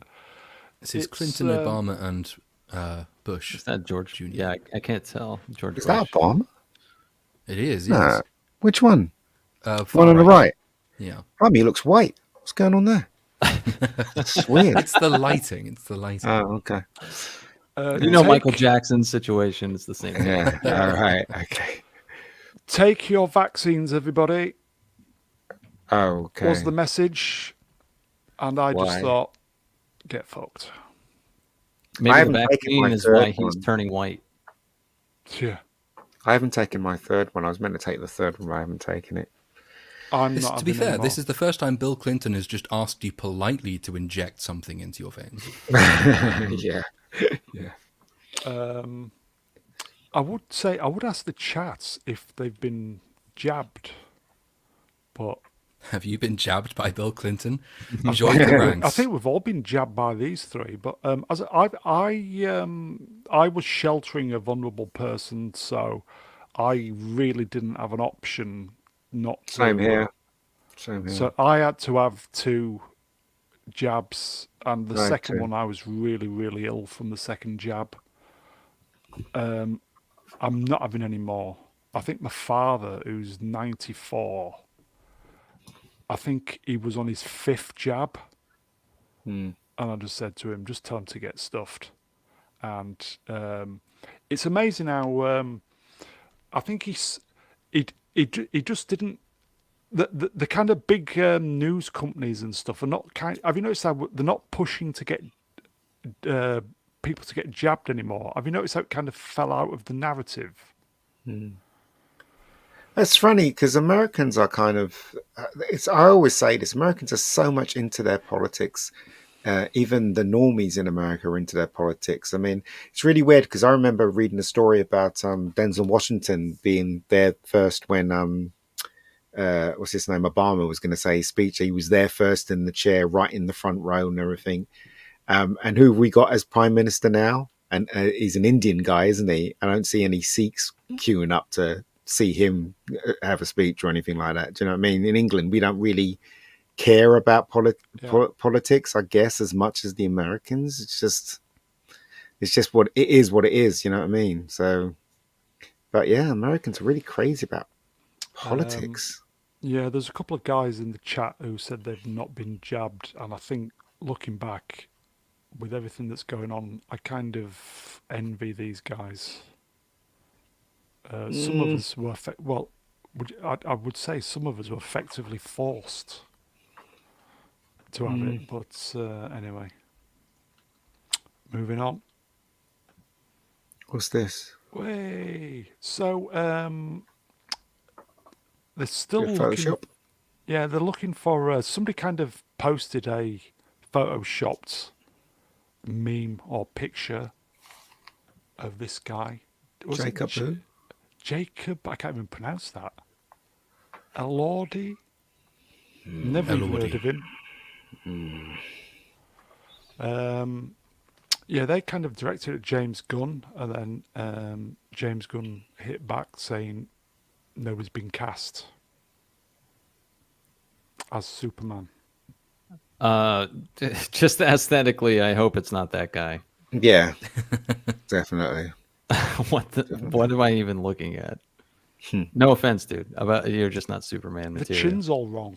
Yeah, that's what it is. 100%. The chin. Yeah. It's very pointy for a Superman. I'm looking up what he's been in. He's been in The Kissing Booth, which I haven't seen, Swinging Safari, ditto, The Mortuary Collection, The Kissing Booth 2, Two Hearts, The Very Excellent Mr. Dundee, The Kissing Booth 3, Deep Water, and Euphoria, the TV series. And that's it.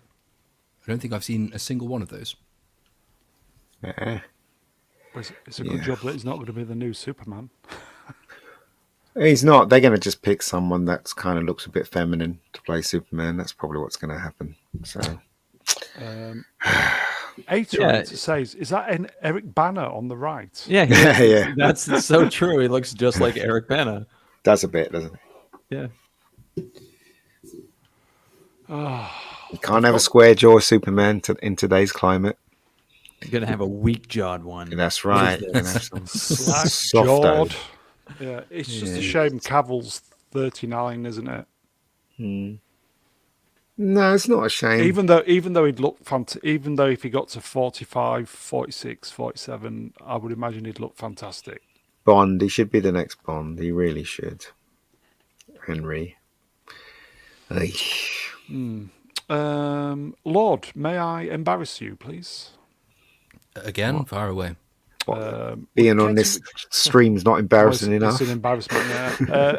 F. McPherson, would you care to read her chat, please? F. McPherson in the chat. I know Platoon is not into women, but maybe I could be his straight token wife. Smart and sexy, and he has it in spades. I think the last part I completely agree with. The first part is only mildly inaccurate. I'm not into women. I'm just more particular. But I take smart. I take smart, sexy, and has it in spades. That's self-evidently true. In fact, I will say, if you super chats the channel $1 million, I will get you to do some three-way with Blue Boy and Platoon. I'm sorry. What? Jesus. How much of a cut do we get from this? Yeah. What's our share? Just Nothing. being on this channel. Yeah, you get nothing. I think I'd have to think about that one. Don't think too long. Okay, so I got a feeling F. McPherson is a guy. that's $10 million then. Okay, These days, so, who could say? Exactly. Okay, we'll give the last word to Larry about the COVID stuff. Super chat. Ooh, Larry Larry's spending his money. says, how Blimey. programmers got to work from home now. My risk of COVID working at home is 0. Will all your interventions, my risk is greater than 0 in the office. Why do you want me to risk my health? It's like every time I go out now, I swear that I've caught something when I come back. Yeah, it's all rubbish. Yeah. Okay, so let's move on. Ugh. Fuck off. Okay. I'm going to go for a piss.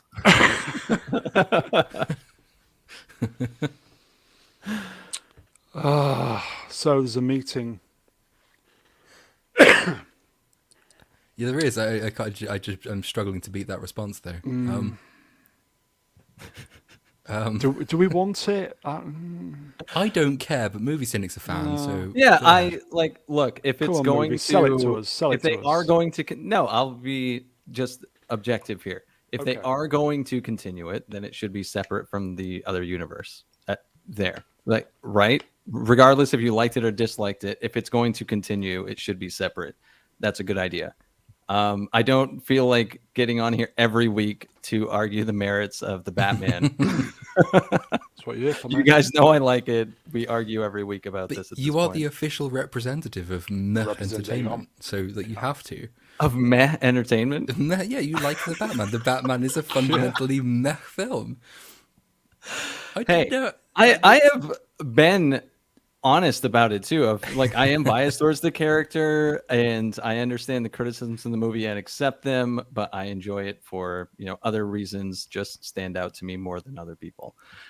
So I guess there's my base argument that I have to provide every week for the it's fair Batman enough. defense. I too like seeing superheroes reenact better films. It's yeah. Here you go, folks. It's completely great. Brad I'm Young. not sure about the that keeping it separate argument though. Like, irrespective of opinions about the Batman as a film, and I think that it wasn't a terrible film. That's why I said it was meh. But I'm not sure I really want two Batmans running around at the same time, especially when it's very DC's trying to rebuild a cinematic universe with Yeah, and these I as don't its core disagree with that characters. either. Having two Batmans is going to be Why really don't we just give annoying. him a TV series and be done with it? Because this is what happened with when Batman Begins came out, right? It had to reboot the franchise. And so it only made like $500 million and still had like this enormous budget. But they understood that it was, received very well. This movie was received pretty well by audiences that paid to go see it in the cinema and the critics. So they're looking at it as like, okay, it made $750 million. So the next one will probably crack $1 billion because this one was received well. So that's probably where their head's at with it.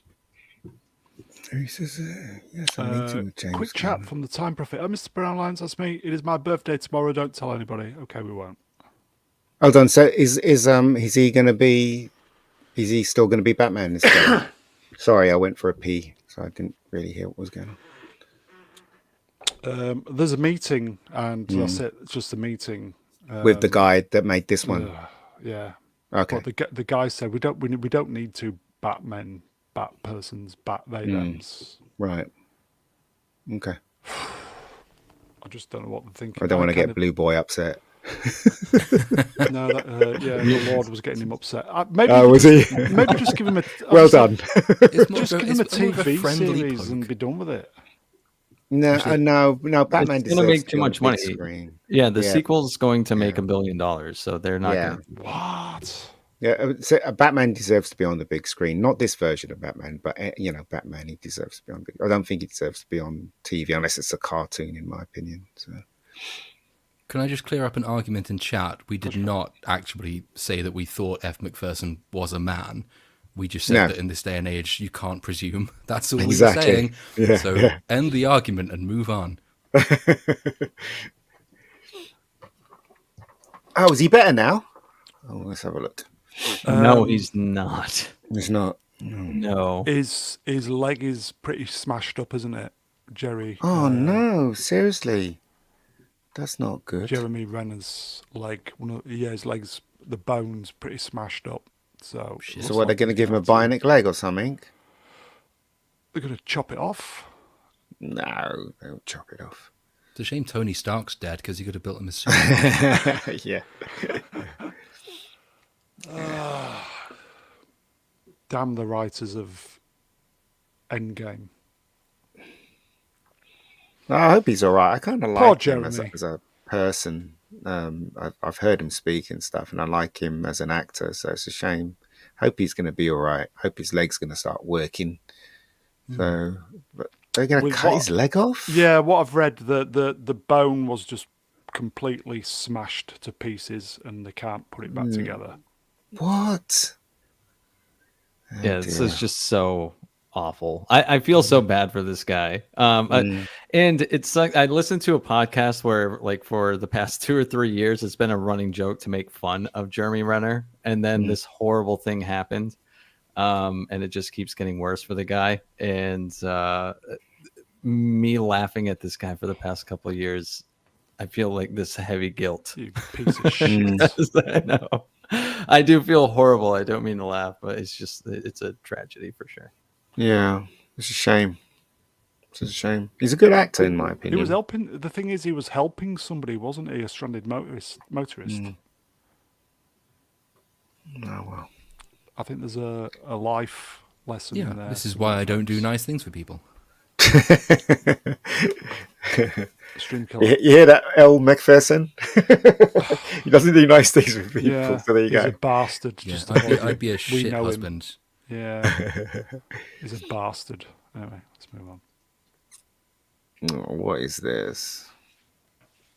Marvel Studios casting director confirms studio will continue to embrace their representation and diversity agenda that is slowly killing the MCU. Well, to see, there's nothing wrong with half of that statement, representation and diversity. I Representation. actually believe in it. But what I don't believe is race swapping and gender swapping with characters that have been established for years and years and years. If they can create new characters for these people, that would be 10 times better, in my opinion. But, they're not going to do that, are they? I'd probably say not. I think I'd go so far as to say you can earn a race swap if what you've done in terms of your script, your writing, the writing for the character is so good that it ceases to be an issue. Yeah, I'd still rather you weren't race swapping characters, but it's not the be all and end all. It's not the thing on which I judge a film. It's just a negative sort of connotation. In this case, though, that's not what's happening. I mean, they are race swapping for a political point. The race swapping Yeah. is the point in and of itself. That's when it becomes irritating, because then you realize they're not paying attention to the stories they're telling. They are just doing it so the stories have the right quota of people on the screen, and that's not what you want. Yeah, but they could still do that by creating new characters, and Yeah. but they're not. They're basically there's more. There's they want to trash new Everything. things. You know, they Burn want to it to the trash. ground. They want to trash manly heroes on screen. They want to trash. Heroes that have been established for. You know, they've been doing it. So, as I said, I believe in half of that statement. I do believe in representation, and I do believe in Representation. diversity. Yeah, but the way they're doing it's completely and utterly wrong. So Here you go, folks. Actually, Andrew, I in love losing money. Hell yeah, brother. I think they do, yeah. yeah. It's just madness. I mean, this character Madness. is just a waste of everyone's time. Was that? There you go. Indeed, We the had message. Did we not have Karen Passion, whatever his name is, on one of your streams? We Ian? did, yes. And in the he early was just days. talking rubbish about this character, going how it's representing this, and I'm like, Yeah, he was you know well what? into it, wasn't he? Yeah, it's. Yeah. I watched the first episode, and that was enough for me. It was absolute rubbish. That everything about it was just rubbish. So and I still believe in the characters. If they're heroes, they've got to be kind of good looking, if you know what I mean. And I don't really class this girl as good looking at all, to tell you the truth. So anyway, I'm old school that way. Here you go, folks. I am nobody. Even black people are starting to get irritated by the tokenism. No, they're there. They've been there ever since the start. The black people that were all clued up. So there are a lot more now than there ever was. So yeah. Here you go. Osman Socrates. Mr. Brownline says to me, I got into a fight with a YouTuber who thinks race swapping is a good thing and whitewashing is bad. Can you set the record straight? Well, I don't believe in race swapping at all, and I've always said this on live streams. I don't care what anyone says. That the biggest argument for Doctor Who being black now is because he's an alien. No, that's not the point. The point is, if we weren't living in these times, the Doctor would still be white. Do you know what I mean? So I just don't believe in it. Full stop. I especially maybe this day and age. Maybe when the character was whatever character was originally written, they were written with that skin color or whatever. So for a that's an reason. interesting point, but that it depends on what the definition of whitewashing being used is. But if by whitewashing you mean, for example, there was a film depicting the early life of Muhammad Jinnah, the founder of Pakistan, and they cast Christopher Lee as Muhammad Jinnah. If by whitewashing you mean casting white people in roles that have been written about or for people of color, then you have also to be opposed to race swapping, because the same thing's happening, right? That you can't support whitewashing and oppose race swapping, but you can't oppose race swapping and support whitewashing, because whitewashing is race swapping. They are basically the same thing. If you're talking about modern entertainment, when you're taking a character which is historically any race, and you're changing that character's race for no other reason than to tick a real world diversity quota, and to expect to be applauded about that, you'd better make damn sure your script is incredibly good, because if you're going to rely on that to get people into seats, if you're going to rely on that to say, look how progressive we are because of who we cast in the role, the chances are your film is going to be shit. And it's going to be shit because you're much more interested in race swapping than you are in telling a story. Telling a good story is the key. If you need to swap a race, actually, I don't think you ever really do need to swap a race. No, if you you don't. choose to swap a race, you better make sure you tell an excellent story, because you have to tell a really good story to distract people from the fact that you are doing this very political thing. But This is how generally, dumb. I'm with Ian. This is how dumb people are. they go, yeah, no, yeah, James Bond should be black. And no, if they're going to bring back the Saint, they should cast that black guy to be in it, and all this rubbish, right? But what they're not saying is, how comes Hollywood is not making new characters for people of color? That's what they're not saying, which doesn't make any sense to me whatsoever. Why? Let's go and trash something that's been out for 100 years and fans love them, and just race swap. You know what I mean? And that's not going to cause any problems, is it?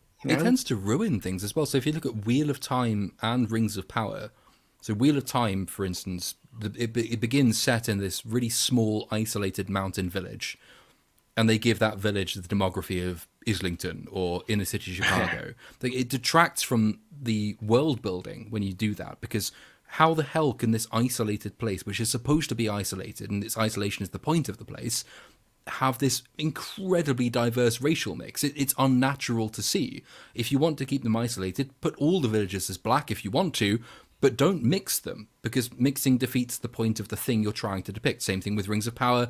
If you wanted to depict the Shire as an isolated group of people who do not mix with each other, you do not give that place the demography of an inner city suburban area, because you are defeating the world building, and world building is an integral part of storytelling.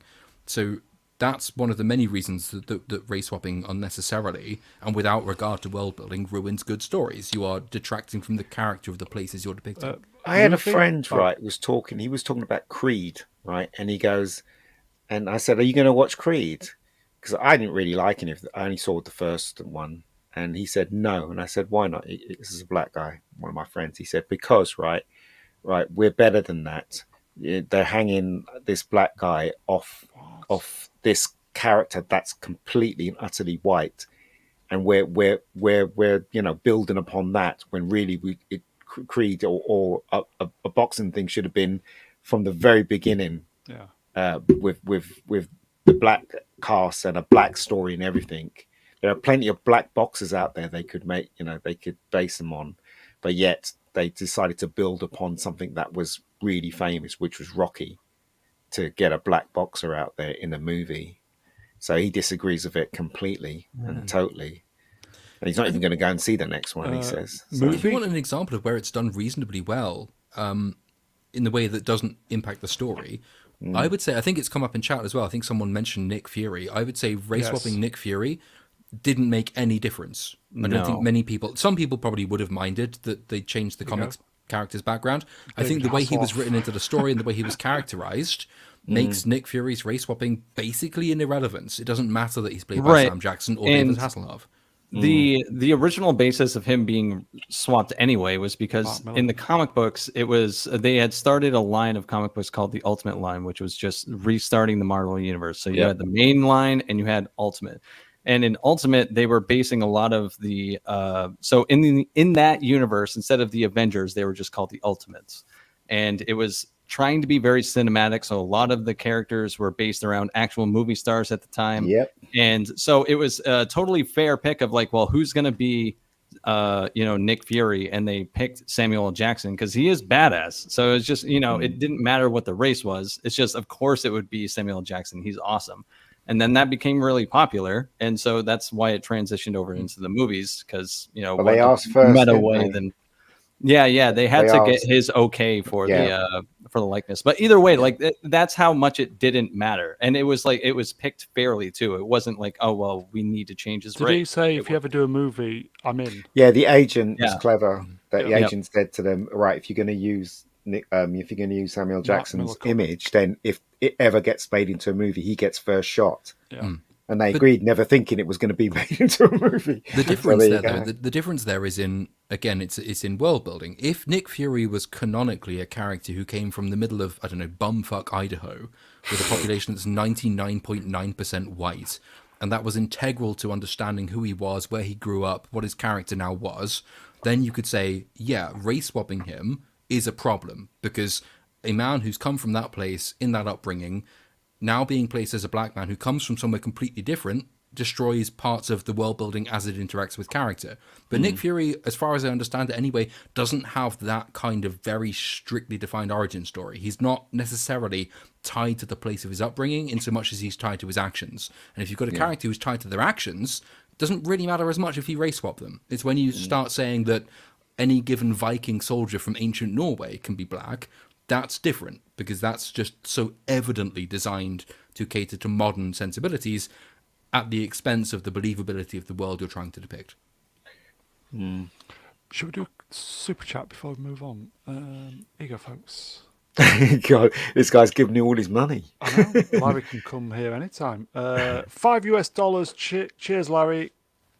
Meteor Man in Rings. Sorry, Meteor Man in Rings of Prime is the next Doctor, and Nori is his companion. They are going to, what's that, Rune? To find, Ruin to find the TARDIS. Prove me wrong. It's Ruin, which is a region to the southeast of Mordor. Oh, okay. Yeah, I know what? nothing about that. No, do I. Not my bag. as Can't it were. answer it. Okay. Southwest, even, I think. Well, good luck to them. Yeah, we'll move on from this then. Oh, what is this? This Did is anybody just rubbish, wasn't it? I saw What is it. this? Yeah. It's a statue built in honor of Martin Luther King. Yeah. I got that right? Yeah. Yeah. It just looks like he's holding a penis for some reason. It's just really stupid. Be 4 arms entwined, but from different angles. Yeah. It looks like Oh, this. no. And other things too. Look at the size of my dong. It's ridiculous, isn't it? I mean, if you're going to do, something to praise him or, why would you build that? It's God, people are so stupid in this world. What is going on? That It's is like- rough. Here you go, Time Prophet and Mr. Brown Alliance. That's me. They really must hate Martin Yeah. Luther King. I have a Frankie dream. goes biggest dickus. One I have a day, dream and a big dick. my huge dick will be carried on the shoulders of giants. Jennifer Lawrence statue. Well, he was black, let's face it. Come on. Here you go. Escalor, just why? I don't No, know. no. I No, don't it's, know. it's crazy. Also, if you look at it strangely, it looks like the alien that came out of John Hurt's Oh, a little stomach. bit. Doesn't it? Actually, Yeah. does, yes. Yeah. Yeah.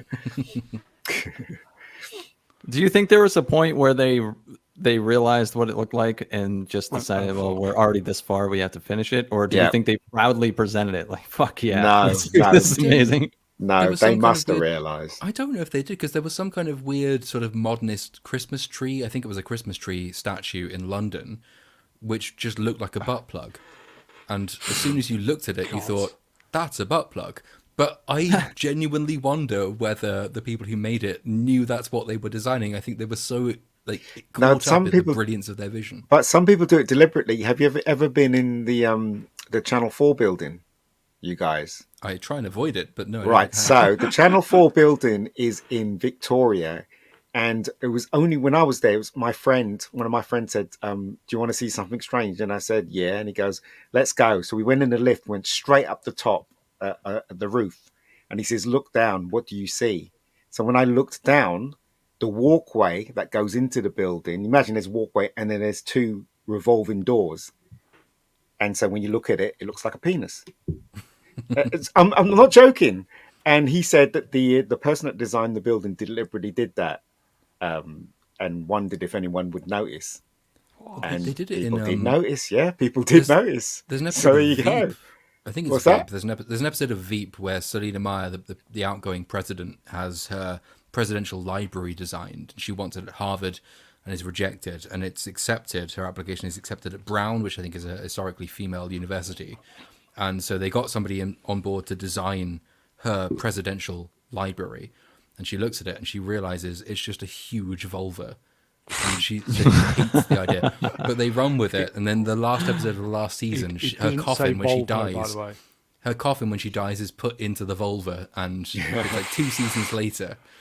And she hated it from the beginning. But yeah, how much of that stuff is deliberate? How much of that stuff is just being so completely naive that you could be an art student? I don't know.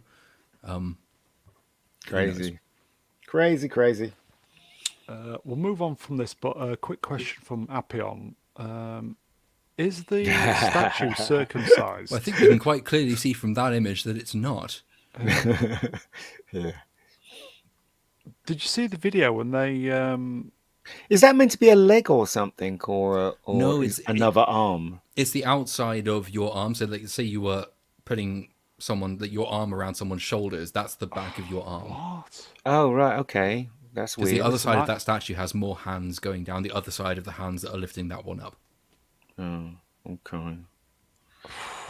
Just I'd really Right. be peed off if I commissioned that. Wouldn't you? You'd be like, what the hell is this? as an Anyway. ex-raver that's kind of gone to the higher level, I look at that. Seeing what penises the everywhere. Fuck. But that's the thing, you see. If you look at that and you go, What are they thinking? what do you reckon that's celebrating? Nobody would guess it was Martin Luther King. It's No celebrating girth. one. It's terrible. The people when they took the drapes off, the people just stood there. What?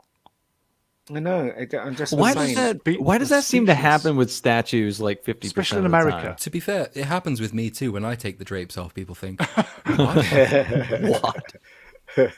Yeah. Yeah, just seriously. How you've got to be so stupid to design something like that. Here Not you go. realise what it's Actually, Andrew, celebrating gifted men. Mm. Maybe that's what we should put on the, above the doors of the channel. Celebrating gifted men. Double standards. Yeah. Okay. Speaking of gifted men, we'll quickly just do this. Anybody see this? This is the Brits, the Pop Music Awards. Was it a couple of years ago they went gender neutral, whatever that means? yes. Best artist for 2023. It's all men. The reason they carved out women's awards in the first place was that a disproportionate number of men were being nominated.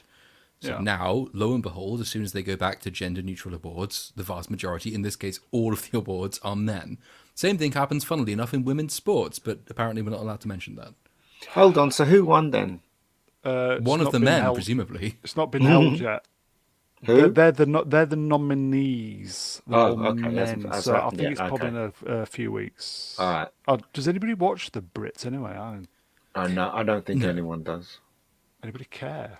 Nobody cares. Also, no. Franco Walker asked the question: how is that gender neutral? I don't Because- understand this. Look, in other words, all men have been nominated. That's it. You know, I mean, if they want to call themselves whatever, but don't expect me to call them that, because then that's just making me do something I Does don't that wanna mean do. that there is one less award to hand out? Because before they would hand out best male, Yeah, best female. best female. So that means that they're handing out less awards. Is that a bad thing then? There's fewer awards, but there's also fewer nominees. So, for example, let's say you have two awards categories, best male, best female. You have 5 Yeah. nominees for each. If you go to a gender neutral one, a singular award, you are losing 5 positions, because being nominated is also its kind, an award of its own kind. So you are losing 5 positions, not 1, if my math is correct. And it just so happens that women, again, every time this happens, women lose out. Women have lost out Yeah. on being A, given the award, and B, nominated for that award. Women have got to realise that this is an attack on them. All of this stuff is an attack on them. I was just about to say, all in the name of progress, and literally the secret of comedy is obviously timing. As soon as I was thinking that, Atom Gray said, progress. All in the name of progress. You're going backwards. They're all going backwards. Progress. It's not progress. It's Okay, going I backwards. just don't get it. Apparently Harry Styles is one of the nominees. What is he? They, them, it, wherever it is. No, he's that twat who was in that film. No, but No, he's a but- fucking idiot. Where's Matt Cat when we need him? Hi, nerds. Oh, He's here. Matt, Hey, where are nerds. you? Hey, nerds. But no, I mean, the thing is Harry Styles a they, them then? Or is he just them? No, he's just a twat. dumbass. Yeah, I think it depends twat. what day it is. Okay. Anybody who gobs, spits, flegs on Captain Kirk. Not Wasn't a the good- real Captain Kirk, so it's all right. Not a good person. The real Captain Kirk would have decked him. Oh, yeah, Exactly. Did a headbutted him, yeah. Mm. Anyway, okay, let's move on. Oh, she'd be gone. This was a probby article. Lisa Marie Presley died. Was it Friday? Got a heart attack, isn't it? Yeah, heart attack. She got Another married one. to Michael Jackson, did she not, at one point? Yes. I think she was 2 years. I think she was 56, which is nothing. Is that what she looked like when she was 56? Sorry, I stand corrected. 54. 54, all right. There's only Priscilla left now, isn't there? Yeah. A shame. What's it called? Sudden death syndrome is the latest buzz thing, Well, isn't it? there used to be a sudden infant death syndrome. There still is, and so they've coined recently the sudden adult death syndrome. Yeah, it's For on the reasons up as entirely well unrelated to in the anything that's been UK, in the yeah. news recently. Yeah. I swear. Well, I I've mean, I completely forgot about her until this. You know, the only thing I remember her doing is marrying Michael Jackson for a year or something like that, and that was about it. But I don't have a clue who she is. she's Elvis Presley's daughter. Oh, do you know She who married Elvis, Michael Jackson. Elvis Presley? Yeah, she did. Yeah, I gathered that one. Yes. she married him for a year, and then they got divorced or something like that. So, Lord, you have heard of Elvis? I have, yes. I think it's like a really famous old brand of car or something. It is. Yeah, it is, yeah. Here you go. Haywood, you blow me. Sometimes I can't keep up with these names because I know. Haywood, you blow me. Has anyone noticed how heart attacks are so rare these days? Oh, I think that's It does why tend I to happen though when stopped your at average 2. age of your population tops 50. But yes, I have noticed. I think we've all been poisoned, but that's just me. Anyway, okay. I'm trying not to get you demonetized, Brown. I think it's going to be said. Okay. I think people need to. Problem being is that you what? It's brilliant, absolutely brilliant. That's funny.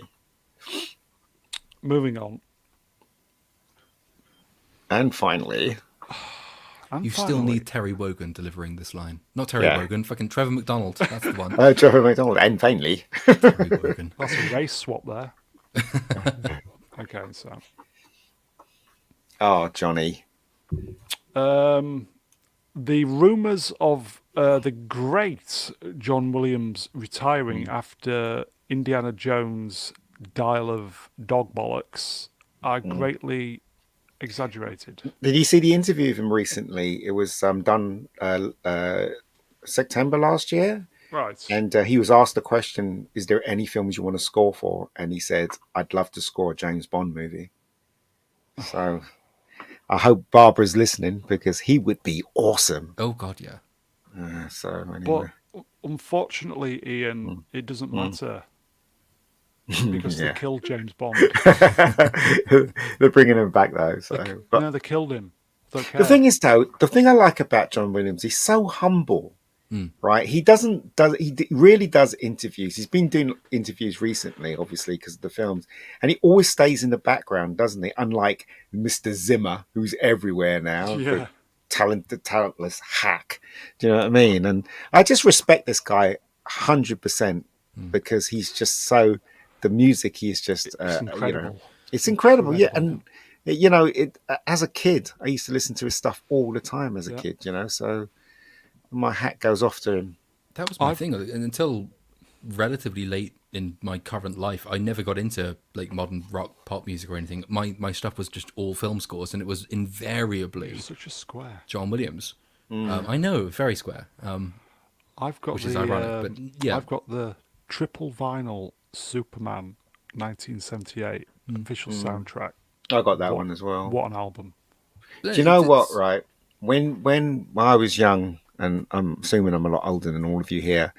When you didn't have VHSs, when you didn't have DVDs, the only way you could Vinyl. revisit a movie if you couldn't afford to see it again in the cinema was to buy the soundtrack and listen to the soundtrack.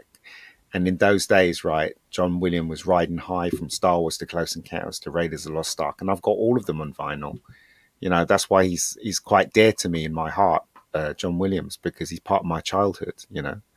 So, and I'm assuming John Williams means completely different to you guys than it is to me, if you know what I mean. So, but anyway, I'll stop there. No, we recognise the talent. He's just his music is just incredible. It is. It is. There's three composers that I think is probably the best, and no one in this world, not even Is this today, one can of them? touch them. John Williams is number one. John Barry's number two, and Jerry Goldsmith's said. number three. I Uh, think those three are F. amazing. McPherson says John Barry was a god. John Yeah, Barry he was was. incredible. He was Yeah. brilliant. Absolutely brilliant, John Barry. As I said, I don't know if you guys know about soundtracks and stuff, but yeah, John Barry was amazing. Movie? Do you own some movie soundtracks? No, but I mean, I mean, why would I? I don't know. I know Grifting of, again. I know of a few people who collect movie soundtracks, and that's interesting to me. But I've never been interested in that. No, But I have all the respect in the world for John Williams. I think he's made some of the greatest compositions ever for music. But all the Yes. same, I don't know. Just like every artist, regardless of their talent, like they can get repetitive. I never liked the Superman soundtrack. I thought it sounded exactly like Star Wars because I love the Star Wars soundtrack. So in the Star Wars theme, and I thought the Superman one because I didn't see Superman until much later in my life. I think in like my late 20s. So when I first saw it, I was like, this sounds exactly like Star Wars. I didn't grow up with the Superman soundtrack, so I was just You like, call yourself There is there's a musician degree as of well. repetition. Jeez. You sort of have to catch Williams on a good day. So, for example, if you listen to, there's a scene in Harry Potter and the Chamber of Secrets with Lucian Malfoy, Draco Malfoy's dad, and it's when Harry presents the diary of Tom Riddle. And if you listen to the soundtrack that's underlying it, which Williams wrote, it is note for note exactly the same as one of the darker conspiratorial themes from one of the Star Wars prequels that came out 2 years before it. So Williams, if you ask him to produce too much in too short a time, will repeat himself. Any composer would do that. yeah, and I don't blame him for that at all. But judging the guy's career overall, I mean, when Spielberg approached him to do Schindler's List, Yeah. John Williams turned to Spielberg and said, look, you need a better composer than I am to do the music for this film. And Spielberg Oh, wow. turned to him and said, I know, but they're all dead. Which is a high compliment in the sense that he believes that John Williams, and I would say Brilliant. correctly, is the greatest living composer. Not just in film music, but probably in modern classical as well. I'd agree And with that. if you take his entire career, if you listen to Yeah. his most distinct soundtracks, not just the ones that came out by film, because you will find repetition in those, but if you compare the Star Wars prequels even to the Star Wars originals, the difference in tone, in style, instrumentation, inspiration, leitmotif, they are vastly different creations, and no other composer has managed to combine Wagner with Debussy, with Rachmaninoff, with any other given great classical composer in the way that Williams has. Williams is a one of a kind. And it Well, will be Williams, he sad did a when lot he of dies. TV. Before he became a famous movie composer, he did a lot of TV as well. He's responsible for the Lost in Space theme. He's responsible for the Land of the Giants theme. Do you know what I mean? There's a lot of TV stuff he did. Oh, okay. You know, and do you hear that story about John Barry and Michael Caine? I was going to ask you guys to do that. Yeah, if you guys watch the music of James Bond on it's on Amazon, isn't it? Have you guys? No, Amazon. obviously not. But there was that story that Michael Caine said about he had nowhere to live, and John Barry offered him his spare room, and he was really tired that night, so he went to bed, but he couldn't sleep because John Barry was playing his piano all the way through the night. And then when he finally got to sleep, and he woke up the next day, and he went back into the living room, and John Barry was still on the piano. And he said, what are you composing? And John Barry said, well, listen to this. And it was the Goldfinger theme. So Michael Caine was the first person to hear the Goldfinger theme, which is, I find that amazing. I did not know that, you know, so that's crazy, don't you think? Or do you not think? Well, it's a good story. It's it's amazing. I think it's That amazing. you know, Yeah. just by being put up with John Barry's house was pretty good in itself. But doing the music for Goldfinger, Yeah.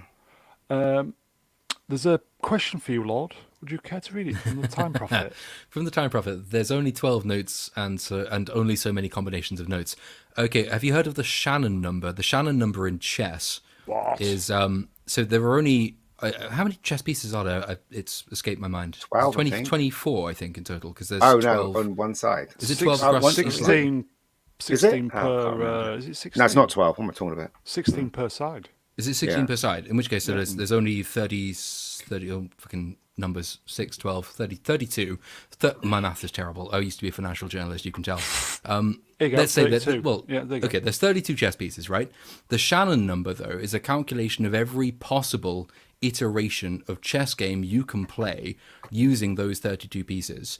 And the Shannon number dictates, by mathematical extrapolation, that there are more possible games of chess than there are atoms in the universe. Wow. And as far as I know, no mathematician has ever been able to disprove their suggestion, because it's not just the combination of notes. Sorry, it's not just the number of notes. It's the near or as good as infinite number of permutations, connotations, extrapolations you can use with those same 12 notes. So you would expect a degree of repetition, but I don't think it's because of musical limitation. I think it's just a case of, if you're pressed as a composer to write a theme song a year, well, that's a high workload, so you're going to have to borrow on the thing you're learning at the time. I don't think Star Wars sounds like Superman at all. I think that he has a distinctive style, but if you listen to both soundtracks, I don't think it sounds like Superman at all. I've But only that's just heard me. bits of Superman, but I mean, Star Wars, the original trilogy Star Wars is so obviously taken from Gustav Holst, and I Yes, don't it is. remember hearing Yeah. much of Holst in Superman soundtrack. I No, think the instrumentation, you could say, is similar, and Yeah. maybe a degree of the main leitmotif is kind of similar, but I don't think the rest of the instrumentation is. But Yeah, I don't know I the don't film think very well. so either. No, he's a genius, though. He is. Johnny's a genius. What can I say? I think that is it then, folks. Please consider donating to the channel. Links in the description or pinned message. Also, please like, share, subscribe. Fantastic numbers for tonight for a Sunday. So, if you're watching this after the Lord's video and you're not subscribed, please give us a sub. As I said at the beginning, clicks help the channel grow. So that is it. I will say to the chat, you are wonderful, but you already know that. As I always say, we are nothing without you guys. And very busy chat tonight, and great interactions as per usual. So I thank you, boys and girls. I will thank the guests, the wonderful movie cynic. Thank you, sir. Thank you for having me. Hello there. Hello there. Goodbye there. Goodbye, The chat. wonderful little platoon, the Lord himself. Cheers, Ben. Thank you as ever. And last but by no means least, he is the wise elder of the channel. You know the rest. The mega geek himself, Ian David Diaz. Cheers. No worries, guys. No worries. That is it, guys. We will try and pop up next Saturday. We're trying to get the movies going again. It's a bit of a struggle at the moment, but we'll see what we can do. But if we don't do that, we'll be definitely back next Sunday, same time, same place. I think that is it. If we don't see you next Saturday, have a great week. Take care, everybody. We'll see you next time. Tatty bye. Bye-bye. Tatty bye.